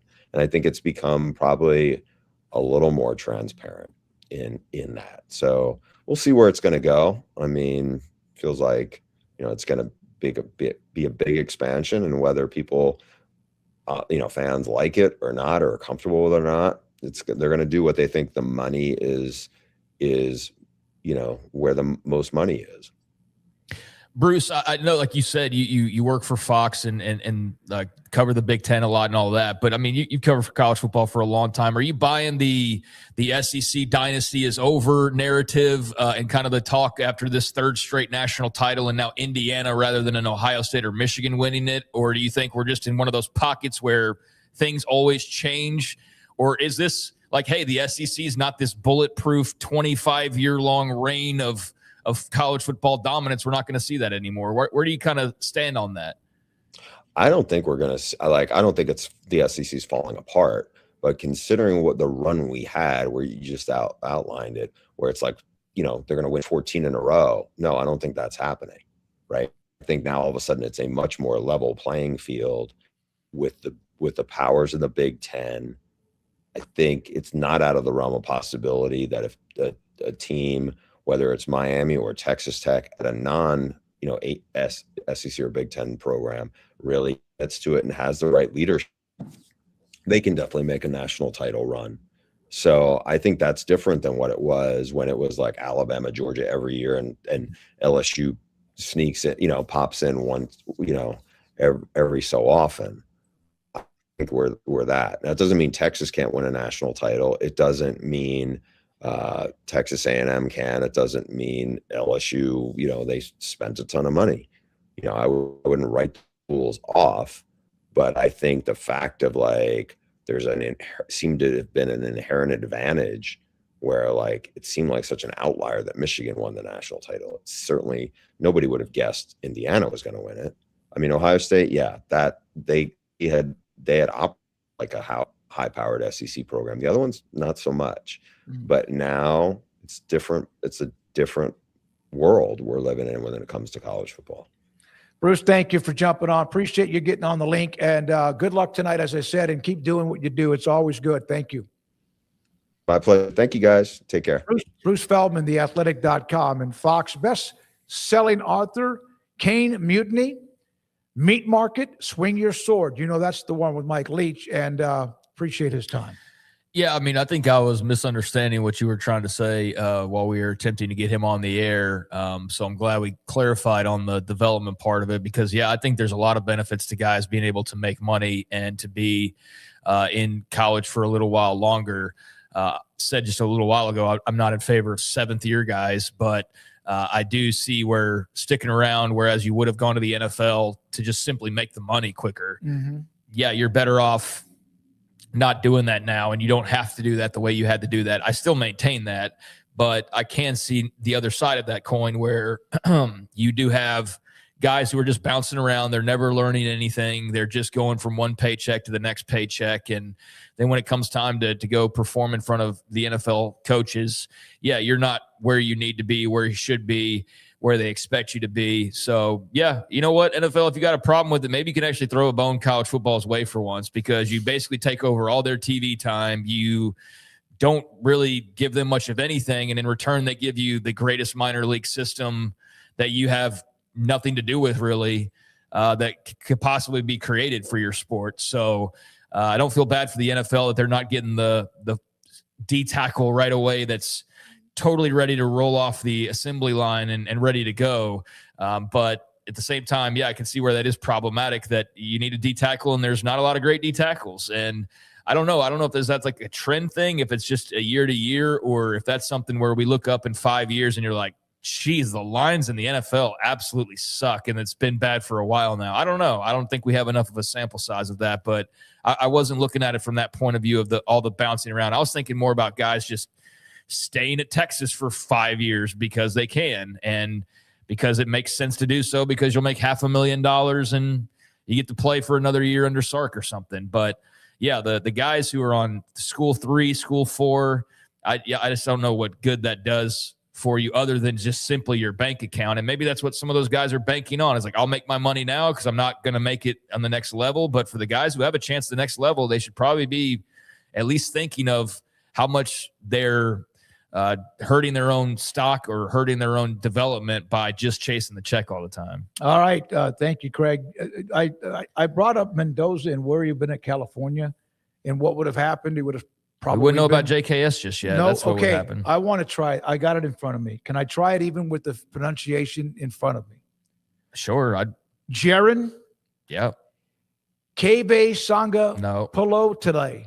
No, I'm not even close. Okay, go ahead and do it. It's Jaron. I don't want to keep doing this bit, but Jaron Kiave Sangapolutele is how I believe you say his name. Sometimes it rolls off your tongue. He's a hell of a player coming back for Cal next year. And you'll have a couple of years to learn it because he's not eligible for the draft next year. He's just a true sophomore upcoming this season. So, yeah, without Fernando Mendoza moving, then JKS maybe isn't at Cal. Maybe was at Oregon instead, right? And sticks there, if I'm remembering correctly. But it did work out that way, and it worked out really well for Indiana. And as much as it could, I still think it worked out pretty well for Cal ultimately, because they got a really great young quarterback that they can hopefully hang on to and develop. That was a big decision for him to stick there in Berkeley, and don't know what the future holds beyond that, but he's got a lot of development still to go, but he's a very fun player to watch. No, he's good. He's good. I didn't really know much about him. You had mentioned him early last year that I watched a couple of late night games. Of course, they're in the ACC. He's fun. He's really, really good and fun to watch. All right, when we come back, a couple of more nuggets. We'll just toss it into a section with about how much is too much. Is it ever the case when it comes to expansion with the college football playoff? Is there a breaking point? Your thoughts. We'll discuss that with you as well. Plus a couple of nuggets on, well, a pretty cool story about a former BYU quarterback we'll throw in there too. It's Rez today and Logan Begessi today, and it's Garrett Ross today helping us on the Smoke Show in 365 Sports. And coming up next, some more news and notes for you and vice versa. We'll be right back. Petty Clinic Men's Healthcare in Woodway is now proud to offer you men an exceptional weight management body sculpting product called semaglutide, also known as Ozempic or Wegovy. Semaglutide is an FDA-approved weight management medication. Once-a-week injections of this powerful medication offers an average body fat weight loss of 20% within the first year of treatment. In addition to body sculpting, semaglutide also normalizes blood sugars and has the clinical research proof of reducing blood pressure, cholesterol, stroke, and heart attack risk. If you're like most men and you have stubborn fat that will just not respond to typical diets and exercise, then help is finally here. Semaglutide. Affordable, highly effective. Google search Petty Clinic Waco and reach out to the Petty Clinic team today for a free consultation with Dr. Petty to see if semaglutide is right for you. Go to pettycliniclowt.com.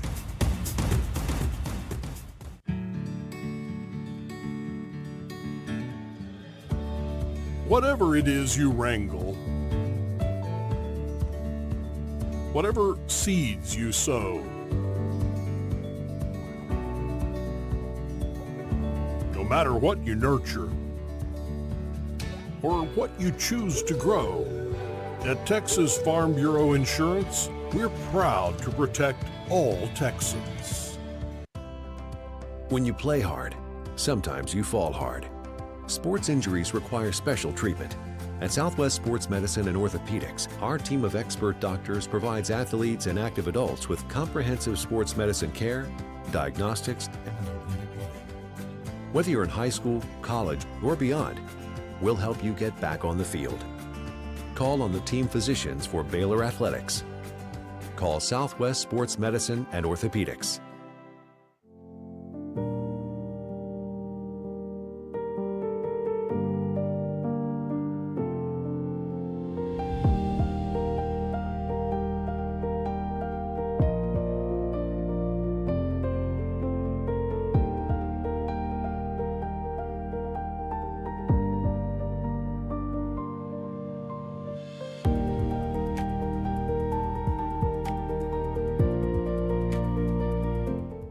I pitched in the major leagues for 24 years, and let me tell you, I can feel it in my joints.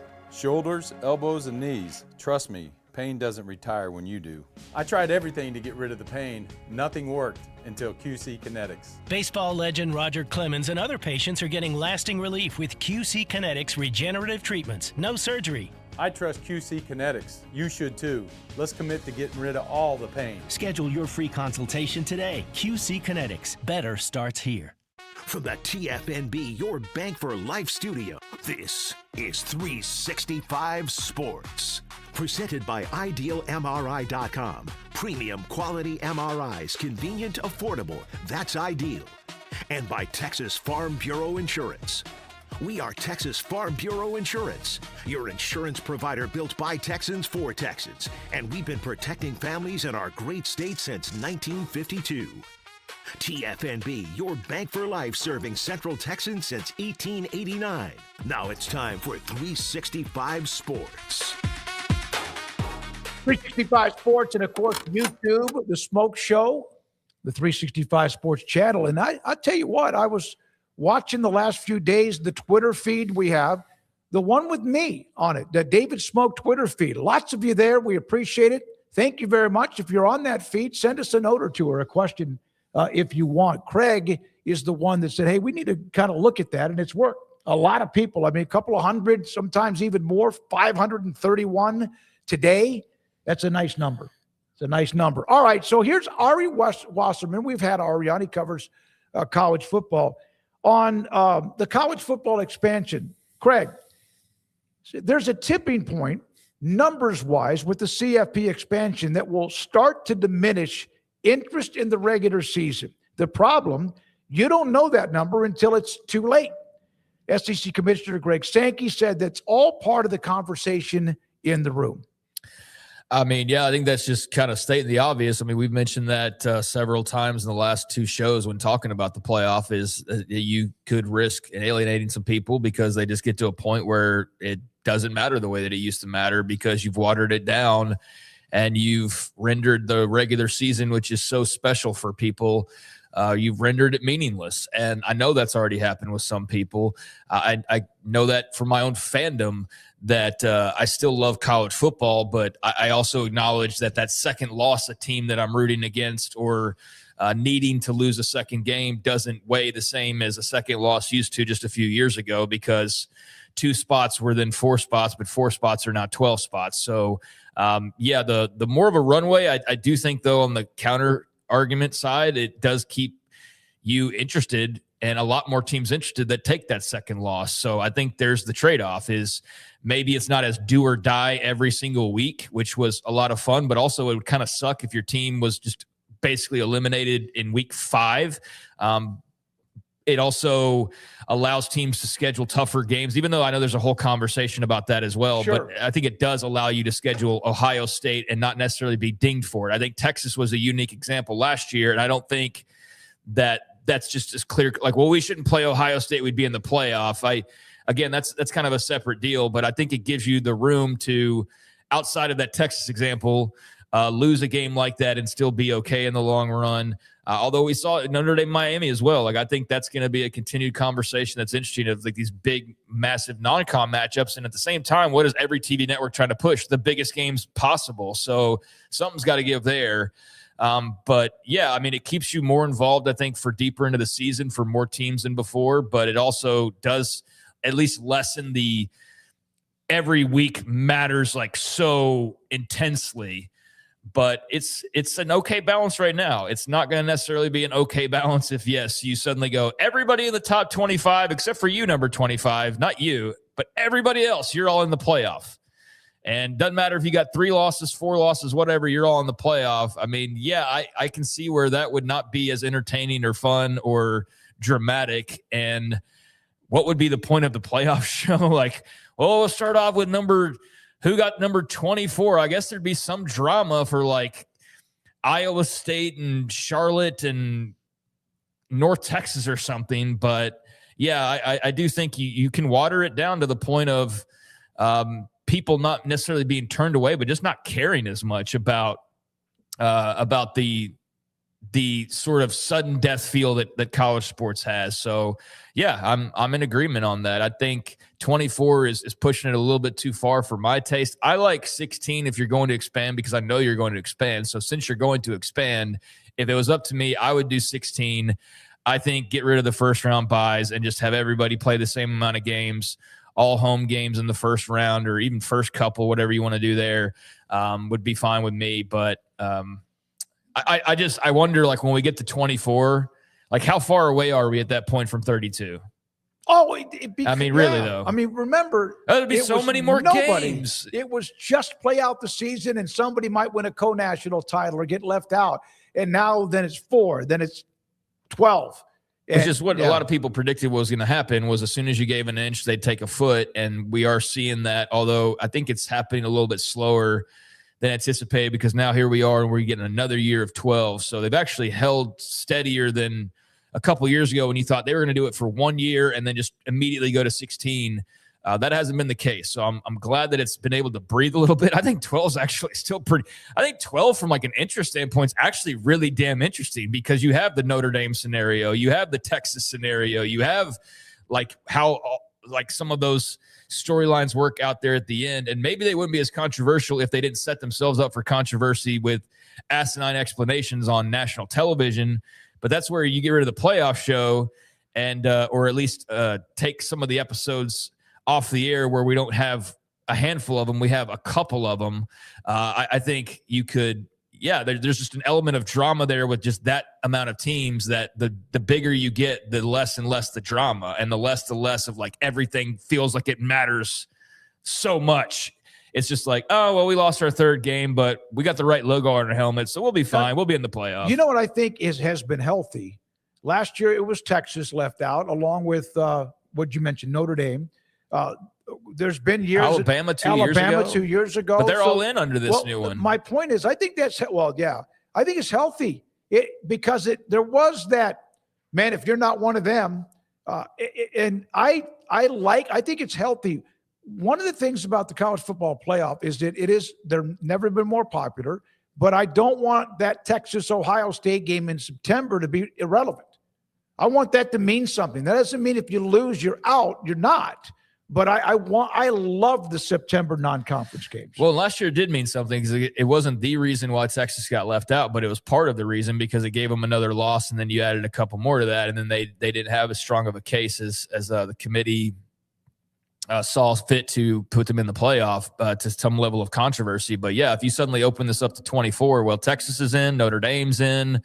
Like, the drama again would be, who gets in from this G6 group, or are we putting an 8th Big Ten team in here, or is this like the 3rd Big 12 team? Like, that would be your drama, and that would be interesting to some degree, but not nearly as damn interesting as, like, does Notre Dame get left out? Does Texas get left out? Does Miami get left out? Like, they've got a really cool sweet spot with this 12 where it's messy and it's controversial, but in really interesting ways, unless you're a fan of the said teams that are in the crosshairs of getting screwed over because there's not 14 spots, there's only 12. But yeah, for as messy as that was the last couple of years, to see an Alabama get left on the doorstep, and then to see Texas have it happen to them and Notre Dame have it happen to them. Yeah, we thought the Blue Bloods would get every benefit of the doubt. And there's 3 really huge ones that all have suffered from being just outside that group. So that to me has been fun. If you're one of those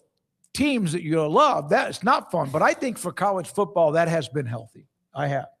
Yeah, I mean, that's what I was saying, is that, yeah, it's fun. It's been entertaining to see that kind of edge of the bracket that just causes this angst and this drama leading into Selection Sunday, whereas with 24, there's a lot less drama. All those teams I mentioned are in, and now you go from fighting about number 13 versus number 12, number 14 versus number 13 versus number 12 to 25, 26, 27, 28. And I don't think that's as interesting. Now on the other side, like maybe more teams involved makes more teams care for longer. But as for the regular season, it would still matter, but it could maybe still matter and be as important to some people, but just that magic feeling of we've got to win all of our games is just suddenly not there nearly as much. It doesn't matter nearly the same as it used to. And it still does matter to some degree, but the more you push back the guidelines or the line that you need to make, then the week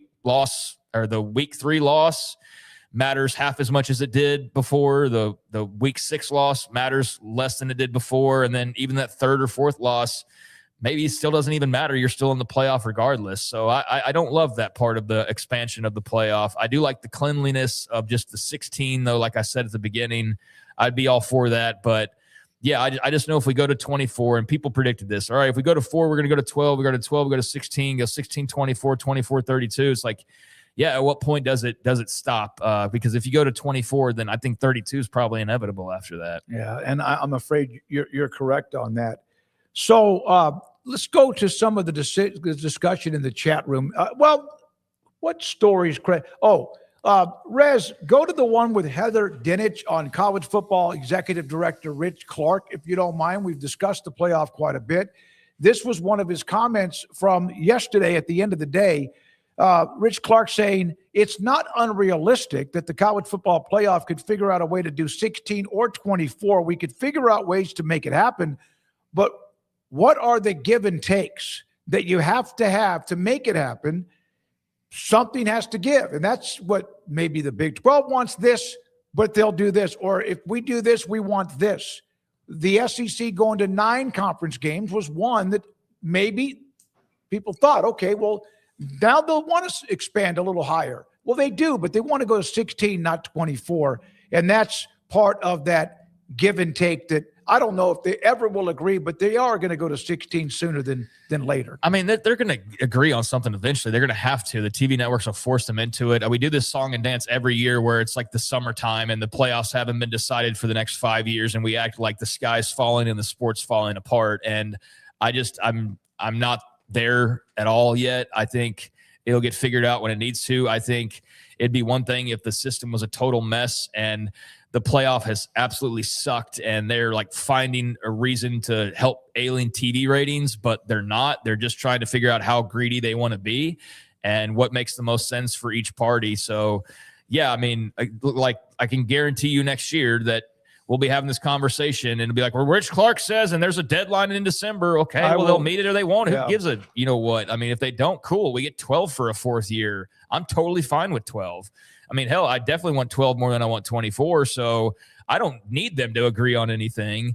I just know that at some point they're going to, and it's going to affect me and everyone else as fans and people who follow the sport. But I don't feel sorry for them or, and yeah, like part of that quote, I mean, I understand you're just kind of talking or whatever, but yeah, of course, 16 and 24 is going to get figured out. It's not like it's some rocket science mathematical problem that you can't figure out how to do it. It's just figuring out the specifics of who's allowed this much room versus that much room or this many spots versus that many spots. And that goes back to that AQ conversation, which, yeah, that's to be figured out once you figure out what you're going to do. And then all those details will come along with that. But yeah, I mean, I just feel like this is an every year story of, oh my God, the playoff and the playoff and the playoff and the discussions about the playoff. And eventually it'll get settled and it'll be for the better for some people, depending on what that result is. And it'll be for the worse for some people, but we'll all be tuned in to watch to see what it looks like.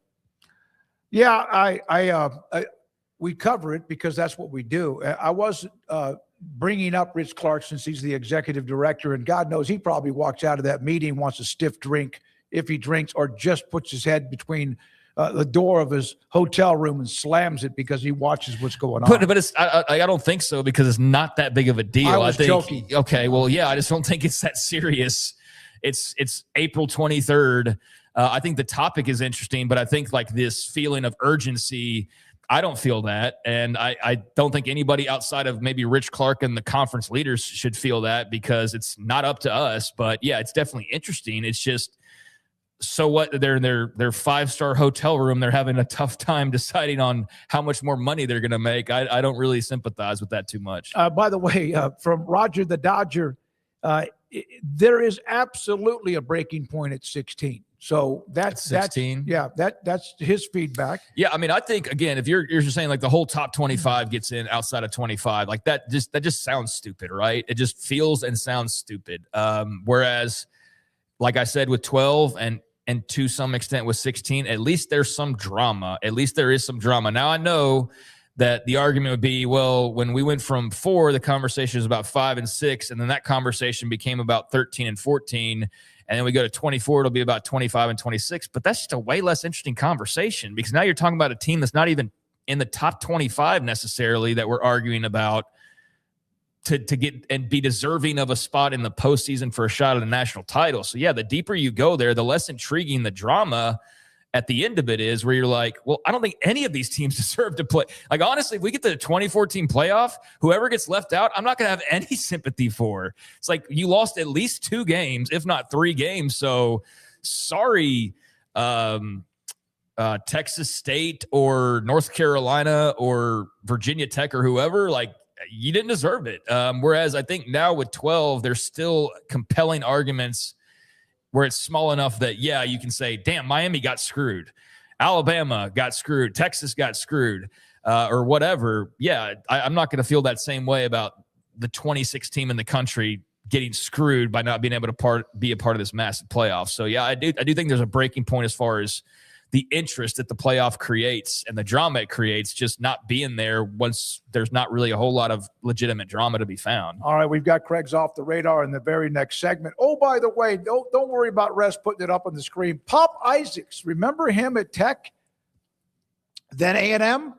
He is now headed to Oklahoma, as he a guy that scored a lot of points in his career, averaged about 10 points per game. Did I just knock off one of your stories? No, go ahead. Okay. Pop Isaacs, a name we've discussed before, Tech, A&M, and now at Oklahoma. Craig Smoke with Off the Radar. North Texas head coach Neil Brown will join us today after Off the Radar. We do appreciate your time. Hit the like button. Subscribe if you haven't. Text 5 buddies and say, hey, how about this channel? The Smoke Show in 365 Sports. QC Kinetics. Got up this morning, have a lot on I had 3 different meetings today. Got up this morning, drove to the gym, went outside, never actually went inside. I went outside, got a huge parking lot, big ballparks. There's a Hawaiian Falls, massive parking lot, just started to jog. And it's like the 13th time now that I've run a mile, not on a very fast time, but I really am enjoying being able to just do that instead of doing nothing because my schedule was busy. I saw it one time when I was like looking for motivation that I'm one workout away from feeling in a better mood. Well, maybe that's the case. I couldn't really do that like I wanted to and like I used to until I met QC Kinetics. Went up to Dallas, had a free consultation, and they and we discussed it and what they wanted to do. And what they do is take your natural biologics, your blood, whether it's plasma, platelets, or even stem cells, and they take it out of your body. It sounds like, oh my God, it's not bad. It is not that bad. Having some stem cells or bone marrow taken out of the back of your hip, that's a little bit different, but it doesn't hurt. It's just pressure, but it's not bad. And the best part is it makes you feel better. It allows you to get rid of joint pain, whether it's your elbows, or your knees, or your hips, or wherever.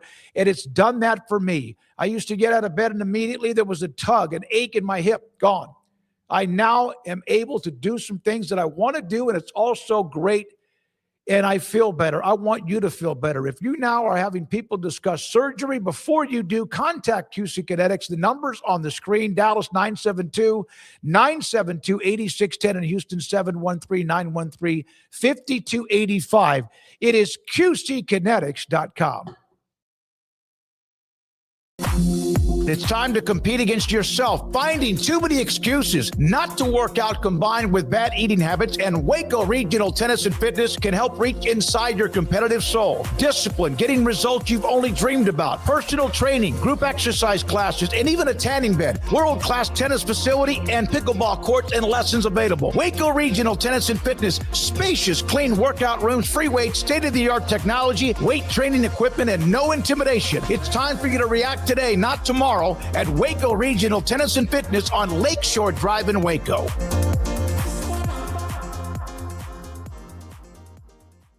Declaration of Deals is at Allen Samuels in Waco. Get $11,000 off a new Ram 1500 Lone Star, plus 2.9% for 72 months. And America's best full-size truck powertrain 10-year, 100,000-mile limited warranty at Allen Samuels in Waco.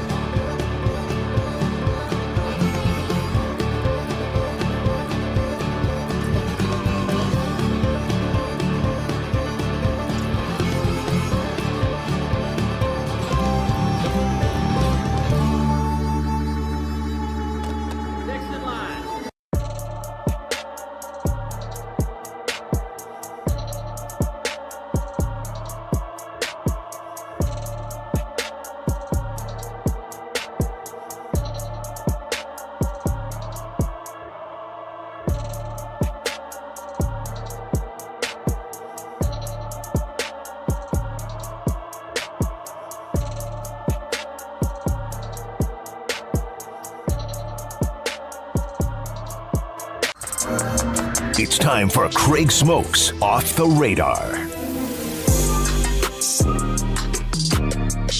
Welcome back to 365 Sports. Appreciate you being with us today, and hopefully moving forward on a regular basis as well. But it's time for Off the Radar and taking a look at a few stories. Typically try to take a look at some areas outside of our normal discussion, but it's kind of hard to do right now because, man, it's NFL draft night. Been waiting months for this. Some people wait year round. Like as soon as Sunday's over with, they'll be counting down to the 2027 NFL draft. But the festivities getting underway tonight in Pittsburgh. And of course, we all expect the Las Vegas Raiders to select Indiana quarterback Fernando Mendoza with the first overall pick. And then after that, all bets are off, although a lot of signs that David Bailey of Texas Tech could be the pick for the Jets, and then Arvell Reese or some combination of those two guys. Jeremiah Love, the Tennessee, is one that I feel like I've seen a billion times at this point. Seeing a lot of Sonny Styles to Washington. I'm not sure how you feel about that, but I'd be fine with either him or Caleb Downs as well. But it does get underway tonight at 7. Just for those not totally locked in, you've got the ESPN option, the ABC option, but also NFL Network as well. So 7 o'clock the start time for coverage, and then rounds 2 and 3 tomorrow night. That will get started at 6, and then rounds 4 through 7 on Saturday. That'll get underway at 11 a.m. So they are in Pittsburgh for this one. Did you go to many of the location drafts? Oh, you went to Chicago. That's right. New York. I went to New York Rg3's year when Luck was 1, Rg3 was 2. That was phenomenal. And then the next year, I think they did it a couple of years, and then maybe Chicago. And then we were in Arlington at AT&T Stadium when Baker Mayfield went first. Yeah, and I went to the one in Nashville, the one in Philly, and one or two others. I'm trying to think if there was anything other than those. I think the Chicago one I was also at, or I know I was also at that, but I think that's part of the group I'm trying to think of was just the Chicago one. But it's cool how they travel around. You know where next year's is. Tonight's in Pittsburgh, Pennsylvania, obviously. So it's Steelers country. But next year, do you know where the draft location is? I have no idea. Haven't really kept up with it. They started rotating around early on. I kept up with it. I'm going to guess Tampa. It's in Washington, D.C. This isn't like Super Bowl sites. This is they don't care as much, I think, about the weather. So we're going to cold weather cities. But Washington, D.C. will be the site next year. It's Pittsburgh, though. Just last year, Green Bay, Detroit, Kansas City, Las Vegas, etc. So they're slowly but sure. Like I'm waiting for the one in Cincinnati, or we're going to do Phoenix or Glendale, like the Glendale draft setup. Are we going to go that direction? But they're checking off a lot of the boxes. Like Green Bay was very cool last year. So I'm interested to see another legacy type team or legacy setup with the Pittsburgh Steelers side of things. I think the Steelers, Bears, Packers type of audience, used to be Jets, and Giants. I love the fact that they've hit some of those teams up in the North. Yeah, no, I think it's been fun to see them do that. I would have liked to have gone to a draft in Radio City Music Hall. That would have been a really cool experience. And if they ever go back, maybe I'll find my way there. Just missed out on that, though. But it's cool. If you ever go to the draft, definitely a different vibe in Chicago when you're inside of a theater that was probably 100+ years old. And then in Nashville, when it's just their strip of party country bars. And was that outside? It was all outside. Yeah, it's just a massive amount of people, which is what it was in Philadelphia as well. And is also, it's kind of, I think, been that way now. Actually, Chicago was the one that was sort of the outlier, I feel like, not being this big, massive outdoor event, because that's basically what it's been the last several years. But I'm excited. I mean, I'm very excited to see that going on later on tonight, and looking forward to who all gets picked and how all this ends up working out. But meanwhile, got some playoffs going on, and the NBA, have you watched much of that, or the NHL for that matter? Have you been on either one of these? Man, I got to tell you, you hear injuries about somebody's leg goes the wrong direction, but the one with Wembanyama, oh my God, hit his face straight on the court. Yeah, so you confused me for a second. You're talking about legs, and I was like, he didn't hurt his leg. No. I saw it. I'm saying that. I'm just saying that was hard to watch. I didn't even want to watch it again because I was so wow. Yeah, not really. Well, it was not that gruesome. Maybe I'm just a little bit desensitized. I mean, it wasn't that bad. He did bang his head pretty hard, though. He did have to leave the game. He is, however, that's one piece of news, traveling with the Spurs as they move forward. But there are some question marks as to kind of his status moving forward. I think he'll be okay, but he did take a pretty good slap on the head last night. And just how's it feel to have the Spurs matter again? No, it's nice because it's either they're really, really good. For when I was growing up, when I was in high school and college, they were good, but they couldn't, 1 year lost to Dick Motta and the Bullets, the Fat Lady Sings series. But yeah, no, it's great. Either they are great, like with Robinson and Duncan, or with Ginobili and Parker or whatever, and then they wait for the number one great center, and they got him, and they're good. I don't know how. Oklahoma City is obviously very, very good. But I saw where Detroit, best team in the East record-wise, got beat early. So I'm kind of keeping up with it. Yeah, I think the drama increases as you get deeper into this, obviously. But I've been paying attention, saw the Wembanyama injury. So you had a few results last night. Tonight, I bring that up to talk about a draft entry here in a second. But tonight there are a couple of playoff games. So if you're just looking for some sports to do that's not necessarily the draft, or you want to throw some money down, you do have a few games tonight. New York and Atlanta, Knicks and Hawks in ATL, 6 o'clock start time. That series is tied at 1. Cavaliers and Raptors in Toronto. Cavs up 2-0 already, looking to make it 3, go steal one on the road. That's at 7. And then the Nuggets at the Timberwolves. That gets underway at 8:30. That is a 1-1 series between the Nugs and the T-Wolves. So 3 games for your offering.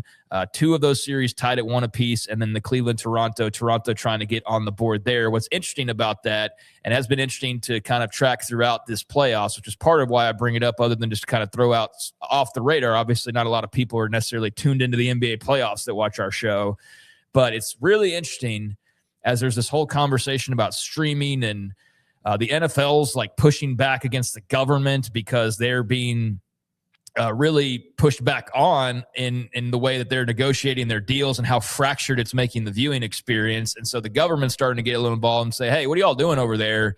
This isn't great for the consumer. The NFL is going to keep fighting that perception, but you better have Prime Video if you want to watch the games tonight, because all 3 of them are on Prime Video. And then I do that, and Craig, I access that a lot easier than I thought I could. I know that's not hard, but for someone like me, I've really kind of enjoyed watching a lot of games on the Prime, Amazon, et cetera, whatever. It's really, I saw a lot of that conversation when the NFL package was getting split up. Like, oh my God, well, how about older people? They're going to be able to find. It's like, old people. Let's give people some credit. I mean, just because you might be considered older, you can hit a couple of buttons and find your way. It's confusing maybe at first, but it also still is, regardless of how easy you catch on to it. It's a bit of an annoyance to have to go from cable to Amazon or to whatever part of the app, there's not just that like let's hit the return button and it just flips back and forth. You have to like go and fix your settings to go into a different part of the TV. But yeah, Prime Video for all 3 games tonight, Prime Video for all 3 games tomorrow night. Then you got to have Peacock on the weekend for the Saturday games and the Sunday games, in addition to ESPN. So the pro sports world, man, they are solely going to keep streaming alive. I feel like it's going to be that more than anything else, more than any K-pop Demon Hunters sequel or any original. We don't need to go there for you. More than any original series, like live sports and streaming is you got to have all these different things now to watch everything that you want to. And that's something that I do wonder about. Like, does it kill interest ultimately? Just having to chase around, wanting to just watch the Celtics and the Bulls play a game. Like, oh, I don't have Prime Video. Now I got to get $15 to watch a couple of games this month. Like that's going to be it's already a conversation, but it's just going to be interesting. Interesting to track when you see how fractured it really is. YouTube TV has allowed me to just go to that page where, you know, you can go to apps and all that, but it's allowed me to like simplify what I watch. But if I want to watch, I'll find it. But I'm not against getting on, like, again, like you said, Prime or whatever. I thought it would be a challenge for me, but it's not. I can't remember what I was watching. Might have been golf, and I watched the Masters on my phone and was fine with it for quite a long time. Yeah, so YouTube TV is maybe the solution to the problem I was talking about, is cables forced into my package, and so I've got some streamers, but the only minor annoyance is just flipping from a cable to a game on a streamer. But I guess if you got YouTube TV, that's probably simpler. So I mentioned the NBA, 3 games tonight. Playoffs continuing to roll on, but one big piece of news besides Victor Wembanyama's traveling with San Antonio, and it looks like he's going to ultimately be okay after hitting his head pretty good last night. But to no one's surprise, this was a headline we did not get to at the start of the show, but AJ Dybantsa is headed to the NBA draft, officially declaring today. The BYU star is looking very likely the number 1 overall pick, but perhaps could be like the number 2 guy. Beyond that, I have a really hard time seeing him falling too much further. There's obviously going to be other guys like Darren Peterson and Boozer at Duke and maybe 1 or 2 other guys that'll be in the mix as well. But no surprise whatsoever. AJ Dybantsa is going to go be a pro. I know he said what he said to kind of just preach some patience while he made his decision, but I wonder how much of a decision it really is. As well as he was treated at BYU, as handsomely as I'm sure he was paid there, and as great as the relationships were, this was an absolute no-brainer. This guy had to go pro. Yeah. He's ready, and I've seen a lot of different conversations about the Peterson versus Boozer. I don't think there's any question about like him versus Boozer. I'd take Dybantsa 10 times out of 10 times, 1,000 out of 1,000. But I guess it also depends on what team we're talking about, what position that they're in. But to me, this guy screams, and I'm not a draft analyst, but he just screams like he's going to be great at the next level. I have no doubts about that. He has this almost flexibility. One, he's got the height. He can do everything. I love watching him play. He's awesome. Where Boozer is a grinder. Doesn't mean he doesn't have athleticism. He does, and quickness, but he's a grinder. He's not a sexy player. No, like, yeah. He probably is one that's going to put up pretty good numbers and be really good, but he's not going to be a guy like Dybantsa that could end up with a ceiling that we don't even know what it is. Yeah, I just feel like I'd put all my money and roll it on him being the guy if I was the number 1 pick, unless I just had some absolute dude that was at that same fit or in that same spot role that I want for him. Then yeah, you go get Peterson or you get Boozer. But I think AJ Dybantsa is an absolute stud, and I haven't had this feeling for a lot of prospects, but I just have no doubts about him, like I said. So that became official earlier today. Meanwhile, I mentioned NBA playoffs, NHL, Stanley Cup playoffs rolling along as well tonight. 3 games there. So again, if you're not a draft fan, you got plenty of other things you can watch. We've got Game 3 in Boston. Bruins hosting the Sabres. That series tied at 1 apiece. You don't need a streamer, but if you have HBO Max, you can watch it on streaming. Otherwise, it's on TNT and True TV. But that gets underway at 6. Game 3 series also tied at 1 apiece. Carolina Hurricanes at the Ottawa Senators. That's on TBS and HBO Max at 6:30. And then in the nightcap, 9 o'clock. So a late start time out west, the LA Kings at home against the Colorado Avalanche. I believe the Avalanche, that's a typo on the thing for ESPN here. I believe, the Avalanche are up 2-0. It says Carolina up 2-0. That is a get your S straight, ESPN.com. But game 3, Colorado up 2-0 now, looking to get one on the road against the Kings. So you have those 3 games as well. And I think that's about enough for today. So there you go. There's a few things off the radar. All right. Thank you, Craig. Off the radar every Tuesday and Thursday at around 4:45. Unless you want to talk about Mike Vrabel and Diana Rossini and the latest revelations. Here's how I started my morning.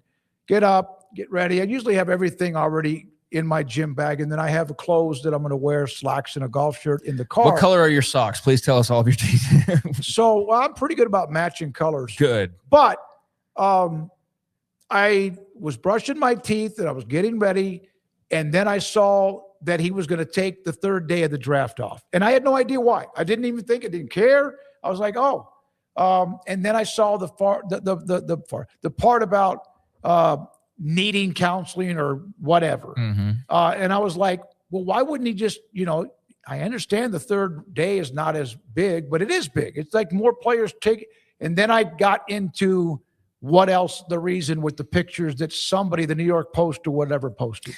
Yeah, I'll let our lead-in, Zach Gelb, talk more about that. He's been all over the Diana Rossini and Mike Vrabel story. But, yeah, Mike Vrabel has basically admitted without fully saying it that stuff was going on, which I think everybody's kind of come to that conclusion already. And I don't know how much everybody cares, but it is like messy sports drama. So we have found the segment that also loves reality TV that really loves this storyline as well. But yeah, now the latest development is that there are pictures from going all the way back to 2020 of them like snuggling up at a bar and kissing and all sorts of things. So he's kind of already turned in the direction of like, I better start to own this a little bit. Whereas I'm not sure what her side has been of late, and it doesn't really matter. It's like the Coldplay thing of like, it doesn't affect me, but I understand why it's interesting. And especially the more messy it gets when sides are trying to like double down on, no, I did nothing. And then it's like, well, leak. Like, well, that's not nothing. So just another drip in the Rossini Vrabel saga as, there's photos out of them kissing at a bar from 6 years ago. So there's that. There and is also something. Oh, go ahead. Coincidentally, Mike Vrabel, yes, making it known that he's not going to be fully involved in the draft and be. You think he's going to survive this? Yeah, I mean he'll be okay. And I think that's where some of the interest comes to, is people having the conversation about the power structure and a male NFL head coach not losing his job versus a female reporter not losing her job, kind of a thing. You can wade into those waters. That's definitely conversation that's happening out there. I think he'll be fine because I don't think he tried to like really fight it too much, and I don't think that ultimately they care that much either. I think if he had like lied about it like a loser, like a sociopath, like a narcissist, then that'd be one thing. But I think that's what she's kind of doing right now. She's like, no, that was something else. I'm probably missing some details. Like Zach Gelb can get into the weeds on it, I'm sure. It's none of my business. And that's what I look at it. I mean, they could figure themselves out, whoever it is, the families, the people involved, the organization. But I kind of wonder about if these pictures were yet someone, okay, they've paid a little bit of the price, but we don't think they've paid enough. Well, that's the public's opinion. I mean, I think some people feel like she's probably be unfairly treated as a woman. I've definitely seen that. I could be some random account just trying to stir the pot. But yeah, I don't think he's in danger of losing his job. And I think she lost her job not because she's a woman and there's a double standard. I think she lost her job because she tried to lie about it and got busted lying. And the Athletic was like, all right, well, you're telling us that friends were there and friends weren't there. You can't prove it. You're telling us that this was nothing but friendly. You can't prove that. And now here's more things indicating that, yeah, it's not only not some random friend get together when there's no friendly witnesses, but it's also something that you can take 6 years backwards. So you're right. And she also lost the integrity of being a reporter because of people feeling as if, and it was a woman thing in some cases because he didn't take the heat initially. Boy, some of the women got after her ass. Yeah, one Literally. of them got fired for getting so after her from the USA Today. Yeah. And I read that girl's comment, actually, like it's a mutual follow from years back. And I remember her tweeting the things that got her fired. I remember thinking, like, that's pretty hardcore. Like, I don't know. So I wasn't surprised to see the follow-up there, even though there were a lot of people on her side. But it's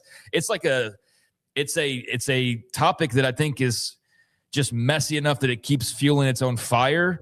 But I also think there are other layers to the conversation about like power dynamics and double standards and things that also make it very interesting for multiple groups of people. So yeah, it's not going anywhere. That's for sure. Not after today. When we come back, I had a chance earlier today to visit with UNT, North Texas football coach, former West Virginia head coach Neil Brown.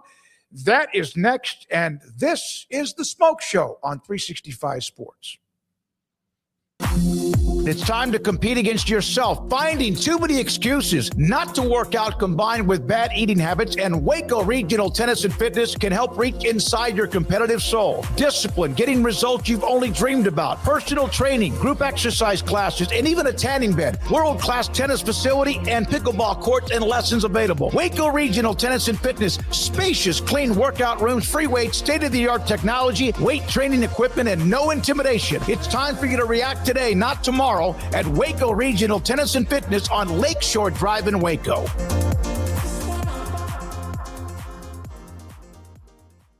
Declaration of Deals is at Allen Samuels in Waco. Get $11,000 off a new Ram 1500 Lone Star, plus 2.9% for 72 months. And America's best full-size truck powertrain 10-year, 100,000-mile limited warranty at Allen Samuels in Waco.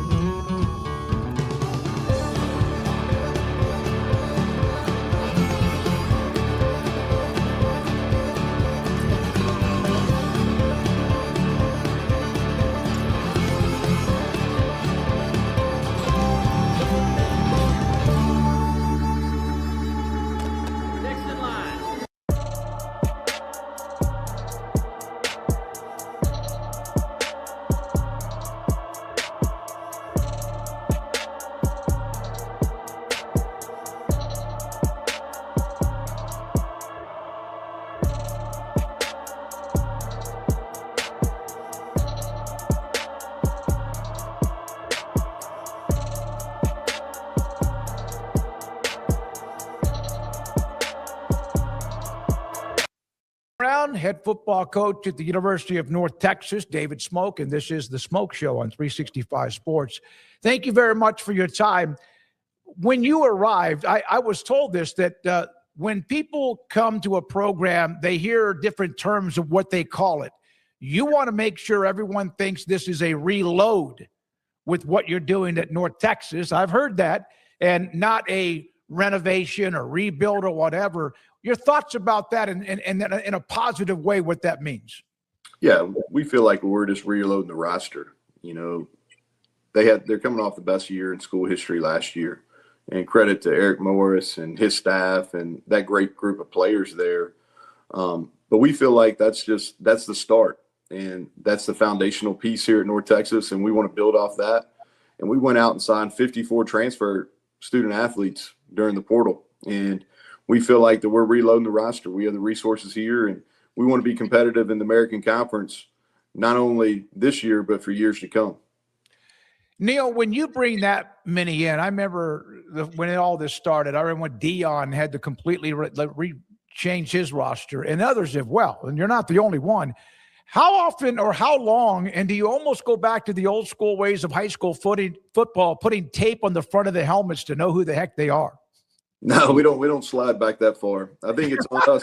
It's on us as coaches. You know, it's funny. We have one of the best equipment managers here in all of college football. And Mike came to me early on and said, "Hey, we're going to put tape on it." I said, "Absolutely not. We're going to put the onus on the coaches. We got to learn these guys, you know." And so what we did is we just went through this winter process where, we're basically got 54 new guys right now. We've got a returning core of nucleus that's really good players. And those guys had a good spring. But when it's all said and done, we're going to have upwards of 70 new players. And so when you add the high school and our preferred walk-ons, and so as coaches, man, I think we've got to take it on ourselves. We got to get to know these guys, not only know their name, but we need to know where they're from. We need to know their story. And so it's a challenge, but it's a challenge that's worth it. And so that's kind of what we've done. But you're right. This is new modern era college football. And I really believe that North Texas is well positioned in this new era. For a couple of reasons. Number one is location. We sit in the best area for high school football in the entire country. And Power 4 programs are taking fewer high school student athletes. So that means we're going to get a better high school football player at North Texas. Second thing is we sit here again in an area that has one of the highest per capita Division I signees in the entire country. And from a transfer standpoint, we have an airport that you can get into, and you can get direct flights anywhere in the country. And so we're going to get a high level player in the portal as well. So in the American Conference is without a doubt the best G6 league in the country. And we're well positioned from a resource standpoint to be competitive for years to come in that league.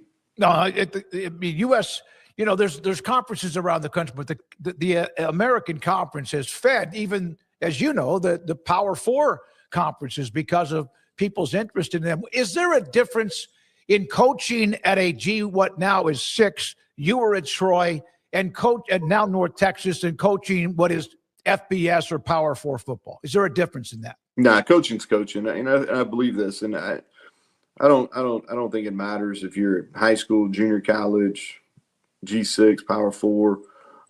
There may be some size differences, there may be some speeds differences, but coaching's coaching, and you got to figure out what you have on your roster, what those guys can do, and then you got to put them in the best position to be successful. And to me, and you got to do it now. I think the other add-on is you got to get chemistry, cohesion, and you got to do it in a relatively short amount of time. So I think I don't think from a football standpoint or from a coaching standpoint, it changes from level to level other than size, maybe a few more people in the stands, the higher you go. But that's about it. So you've wrapped up spring, and the next thing you know, we look up, it's going to be media days and all of that. Are you and players and coaches, I know you can't do a lot of hands-on during the offseason or summer, but is it easier now because so much can be done on campus with players, et cetera, to keep that momentum from whatever you've built to what you need in August? Yeah, absolutely. Now we take a year-long approach. And so think about this, you go from winter, where usually how we do it is we start in the weight room and really about a 4-week process in the weight room. Then we transition to some team workouts, some shared sacrifice where we're getting out and everybody's competing as one, and we do some OTAs in the winter. And then that leads into spring ball. And then from spring ball, you give a little bit of time in May, and then you come back in the summer. And now with the new rules is you can have summer OTAs. And so, summer OTAs in June and July, that'll lead us into fall camp. So you have plenty of time, and you have plenty of opportunities to get repetitions on what you want to do on offense, defense, special teams. And so what we think about in spring ball is it's evaluation. It's evaluating the players, where they fit, but it's also evaluating the schemes. What are we going to be good at in all 3 phases? And then you want to start narrowing those schemes down into the summer and then continue the narrowing down as you go through fall camp. Neil Brown with us, North Texas. We had you on. One of the things I'll always remember about you, one, you've had success, and I'm thrilled that you're at North Texas and you were with Sark in Texas for a year, kind of marinating and doing all that, helping him, and vice versa. Media days, it was in 24. I believe it was 2024, and everybody was sleeping on West Virginia.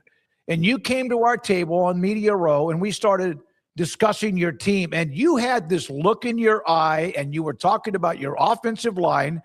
And you were kind of a little bit perturbed but focused. I really appreciated your honesty back then. Not that you're not always that way, but you had an idea, didn't you, that team was going to be better than prognosticators, so to speak. Yeah, 23 is 23, the media right. days in 23. Yeah, is what you're talking about. And we did. We had our last 2 years there, we had the third most wins in the Big 12. And in 23, I think we were picked to finish last. And to me, like the basis of your football team is built on both fronts, O-line and D-line. And I knew we were going to start multiple NFL players, and the proof is kind of in the pudding. Our center that year is now starting center for the Steelers, and he's as good as any center in the National Football League right now. One of our tackles starting for the Jacksonville Jaguars now, and as a rookie last year. And then we've got two other guys that played on that O-line. They're going to get opportunities to play at the next level as well. So in our D-line had some experience coming back. So I felt good about that team. And we ended up winning 9, should have won 10. We got beat on a Hail Mary that kept us from 10, but kind of live and learn from that. I'm sorry, but you were right. You nailed it. Yeah. You nailed it. Well, the thing about it is once you're in a league and so I was fortunate enough, I was in the Big 12 as a coordinator at Texas Tech, and then that was going to be year 5 as a head coach. And that league's changed quite a bit now. Oh, yeah. When I was in it as a coordinator, it was air raid and everybody was throwing, and then that league has really changed, and there's a lot of really quality high-level defensive coaches, and offenses are much more diverse than they have, and the league is harder. It's tougher than it's ever been, and there's a lot of parity in that league as well. But I felt like going in that 23 year, we were going to have a really good football team, and it played out that way. Neil Brown with us, David SMOAK, 365 Sports and the SMOAK Show.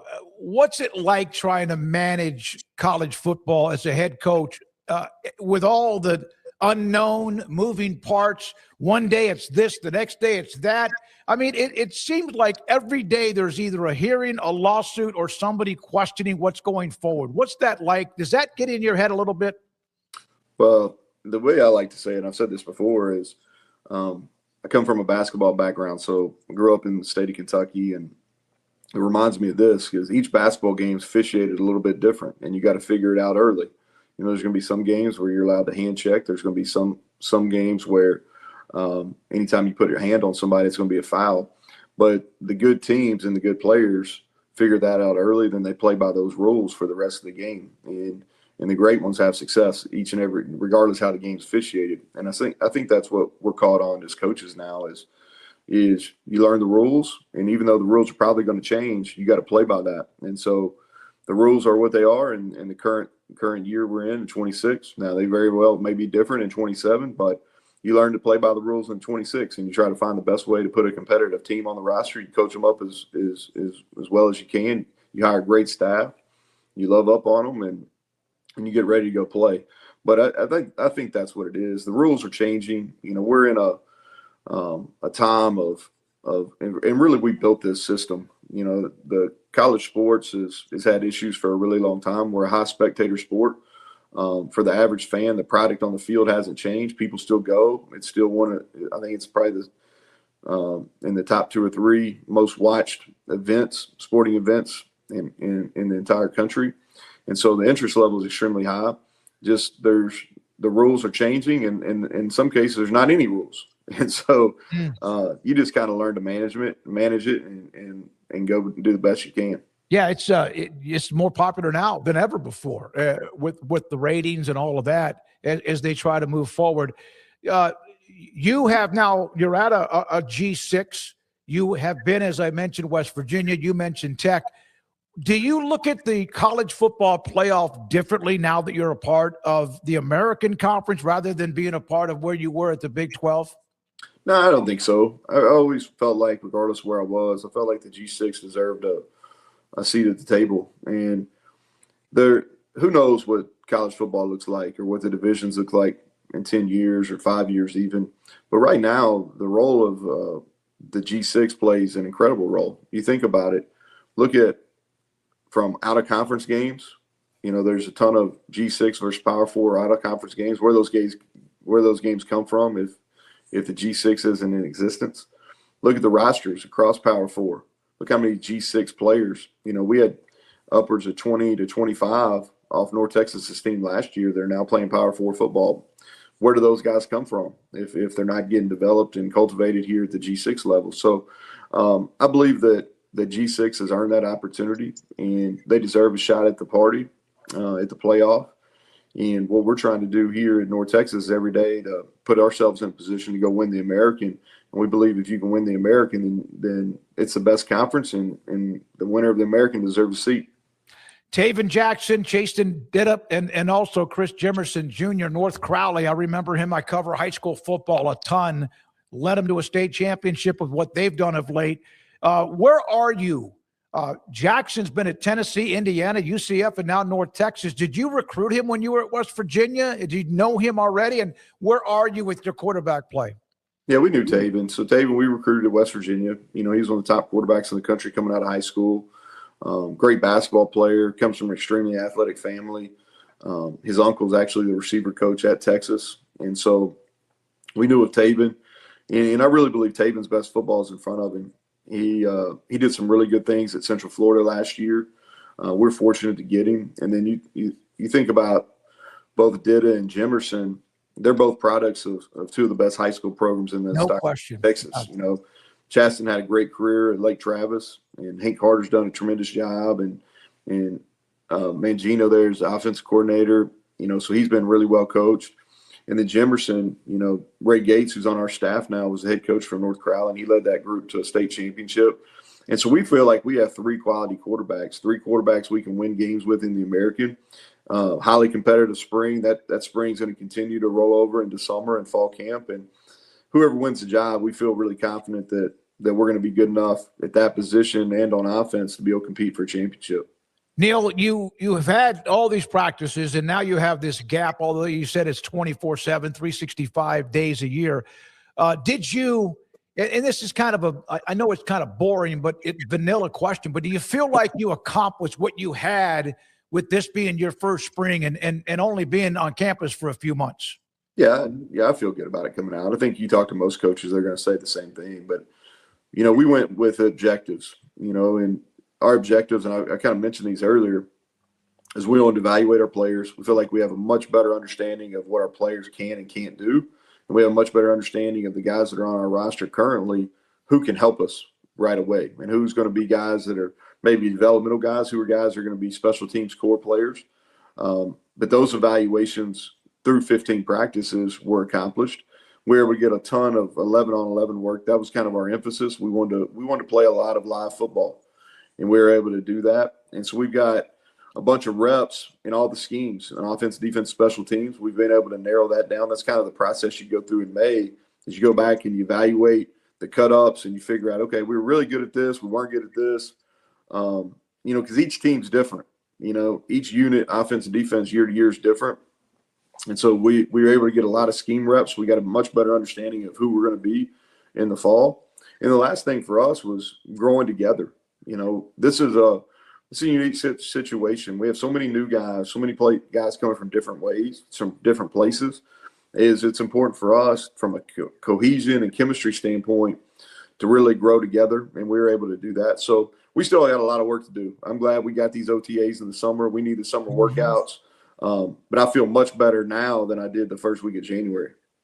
Last thing, and thank you again for your time. You've won everywhere you've been, and I know that it's a changing business. What about your time at Texas with Sarkisian? You know, he was one of those that was at Alabama. You know, you hear about the Nick Saban rehabilitation tour or whatever, and there's been some great coaches that have gone through there. What can, as an analyst, there used to be a lot of high school coaches were hired at that position. What can you do? What did you do, and what did you learn? Yeah, that year was great for me. You know, the way I kind of approached it was I'd been a head coach for 10 and a coordinator for 7 before that. So really been in a leadership position for 17 years and never had a chance to really pause. I mean, it's a situation where you don't know you're in a hurry until you get out and you feel like, and you're like, okay. So I really thought about it as a halftime. And during this halftime of my head coaching career, I wanted an opportunity to grow and learn. I wanted to be uncomfortable. And so Sark and I knew each other from being in the Big 12. But when he reached out, came down and visited. And the thing that really stuck out to me immediately was he had taken Coach Saban's model in a lot of ways, but put his own spin on it. So the structure was very similar, which I was familiar with from being at Troy, and Coach Saban was very good to us at Troy, and we had a lot of access at Alabama during that time.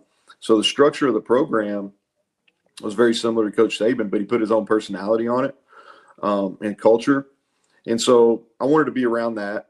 And the other thing, from an offensive standpoint, I really wanted to learn some of the West Coast stuff that he learned when he was in Atlanta. This kind of Shanahan, McVay stuff that's really popular right now. And I wanted to see firsthand how he and A.J. Milwee, the quarterback coach, co-offense coordinator there, were really getting high-level quarterback and Arch ready to go play. And then I wanted to get a firsthand look at how they were running their front office, because I think they're really running modern college football as good or better than anyone else. And then the last thing for me was just getting an understanding from a performance standpoint, strength conditioning, nutrition, athletic training, how those pieces were working together. So it was a great learning experience for me. I'm very appreciative of that. That was a great reset for me. I learned a ton. My hope is that I was able to help them too. And but it was a great experience. Great experience for my family as well. You know, I'm sitting here in Austin talking to you right now because my younger two kids are finishing up school. So I'm down here for a few days watching them and spending some time with them. So great experience overall. Very, very grateful for that opportunity. I want you to obviously have that time, and thank you for doing that. If somebody coaches with you on staff or played for you, if you don't mind, one more thing, what do you want them to think about their time with Neal Brown? What's important that that you do for them, vice versa? Yeah, my hope is everybody that's here, player, coach, whether it's a student assistant, graduate assistant, full-time coach, personnel department, I want them to leave better. You know, we talk about our motto in our program is the relentless pursuit of better. And I want everybody in here that's player, staff member, whatever their role is, I want them to leave our place better. And so my hope is we can provide a structure and we can provide a learning environment where they grow, and we give them real feedback that can help them. We talk about love is accountability and truth. And so that's what we want to establish. And like I said, the hope is that everyone leaves here better. Jared Mosley, I've known Jared for a while. I'm going to close it with this for you.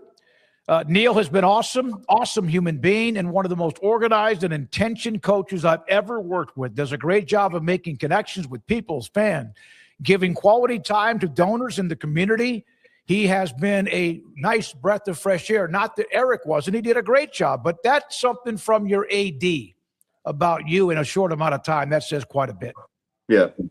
Jared's tremendous. I think he's one of the real tremendous people, leaders. I think that one of the major reasons I'm here was because of alignment. You know, Jared and Dr. Keller, our president here at UNT, they have a vision for what UNT football can be. And I wanted to partner with individuals that in a program that was ascending and people I believe in. And Jared I think is a real superstar. And he's not only a tremendous human being, but he's got a great outlook. He's going to take this athletic program places it's never been. So very thankful. I appreciate you sharing those comments. Thank you, Neal. Thank you for sharing your time, and have fun with your children and kids and enjoy that. Thank you for your time. I'll see you down the road. Will do. Thank you.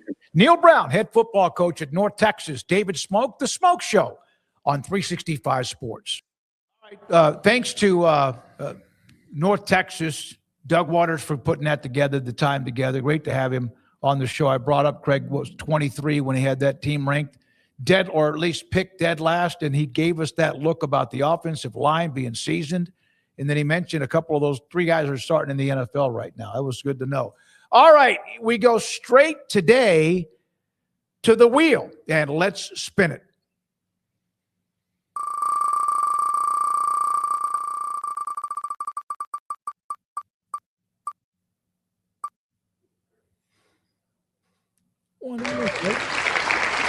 Are you, or have you ever been a member of a Costco or Sam's Club, and you think it's worth it? Yeah, I just find it funny of like how deep Andrew has to go to keep coming up with new questions because like there's only so many sports questions. So I like the random ones that we get that are just I never would probably answer otherwise or think about too much. But my answer on this one is no. I've never been a member of either one. So I can't speak to it. I think I've been in a Sam's Club like once maybe in my entire life. And so, yeah, I'm not the guy to ask about that. Well, you know, if you go to a grocery store and you want this or that, you go to Sam's Club, you're going to get like a big box. Right, like that's the what they do. 10-gallon bag. Yeah. I have never been in a Costco. I've heard it's great. I've heard they got some of you in the chat tell me about their chili cheese dogs or whatever. I don't even know if that's true. I know a former AD at Baylor loved Costco. And so I've never been to Costco, but I was in Sam's. Believe it or not, I was there this morning. And so I am a member, and I went to go check out. It wasn't much, and I had a $9.75 in Sam's Club rewards money to use towards my balance. Yay. Yeah. All right. So Good- the good answer for is you. Costco, no. Sam's Club, I've been a member now for quite some time. Yeah. Okay. I think I've been maybe more than a couple times at Sam's Club, and I do feel like I've heard there's like something about Costco, and it might be the chili cheese, whatever you're talking about, but there's something of like I've seen people who are members of like, oh no, that like talking about the benefits of it that say something along the lines of like there's a food item that's pretty good and things like that. But yeah, I mean, if I had a big old family, I'm sure I'd be in there a lot more to feed all them damn kids, but not happening for me. They have some good fresh food that they make. I do love their Hatch cheese chicken enchiladas are really, really good at Sam's Club. Paxton, yes, Sam's Club. Sam's is awesome. Costco gives out free food samples from Roger. Okay. I'm a member of both from USC Fight On. All right. From Kim. Costco, and I bought a lifetime membership at Sam's card when I lived in Dallas. Sam's has everything. Costco's the best. So a lot. $1.50 hot dog and a Coke deal, Roger said, at Costco. Maybe that's what I remember coming across is like that deal. But yeah, I mean, I remember the first time walking in there and seeing whatever it would have been like the variety of candy, but it was the box that had like 20 years worth of candy that you could buy, like whatever it would have been. That I was along with like a friend on his mom was shopping and they were stocking up, and it like I didn't know that there was grocery stores that sold that much at one time. That wasn't just like your regular grocery store, like a bag of chips. No, a bag of chips the size of 4 bags of chips, right, or whatever. So yeah, that was an experience. And like I said, if I had a bigger family, I'm sure I'd probably be experiencing that a little bit more. But thanks for the feedback on that, and thanks to Andrew for the random but interesting question there. Yeah, absolutely. From Bobby B. Costco has killer deals at on Camus, excuse me. All right. Thank you very much, Rez and Logan. Appreciate Garrett Ross as well. For Craig Smoke and for me, David Smoke, we appreciate your time. We'll see you tomorrow at 3. This is the Smoke Show in 365 Sports, and enjoy the draft.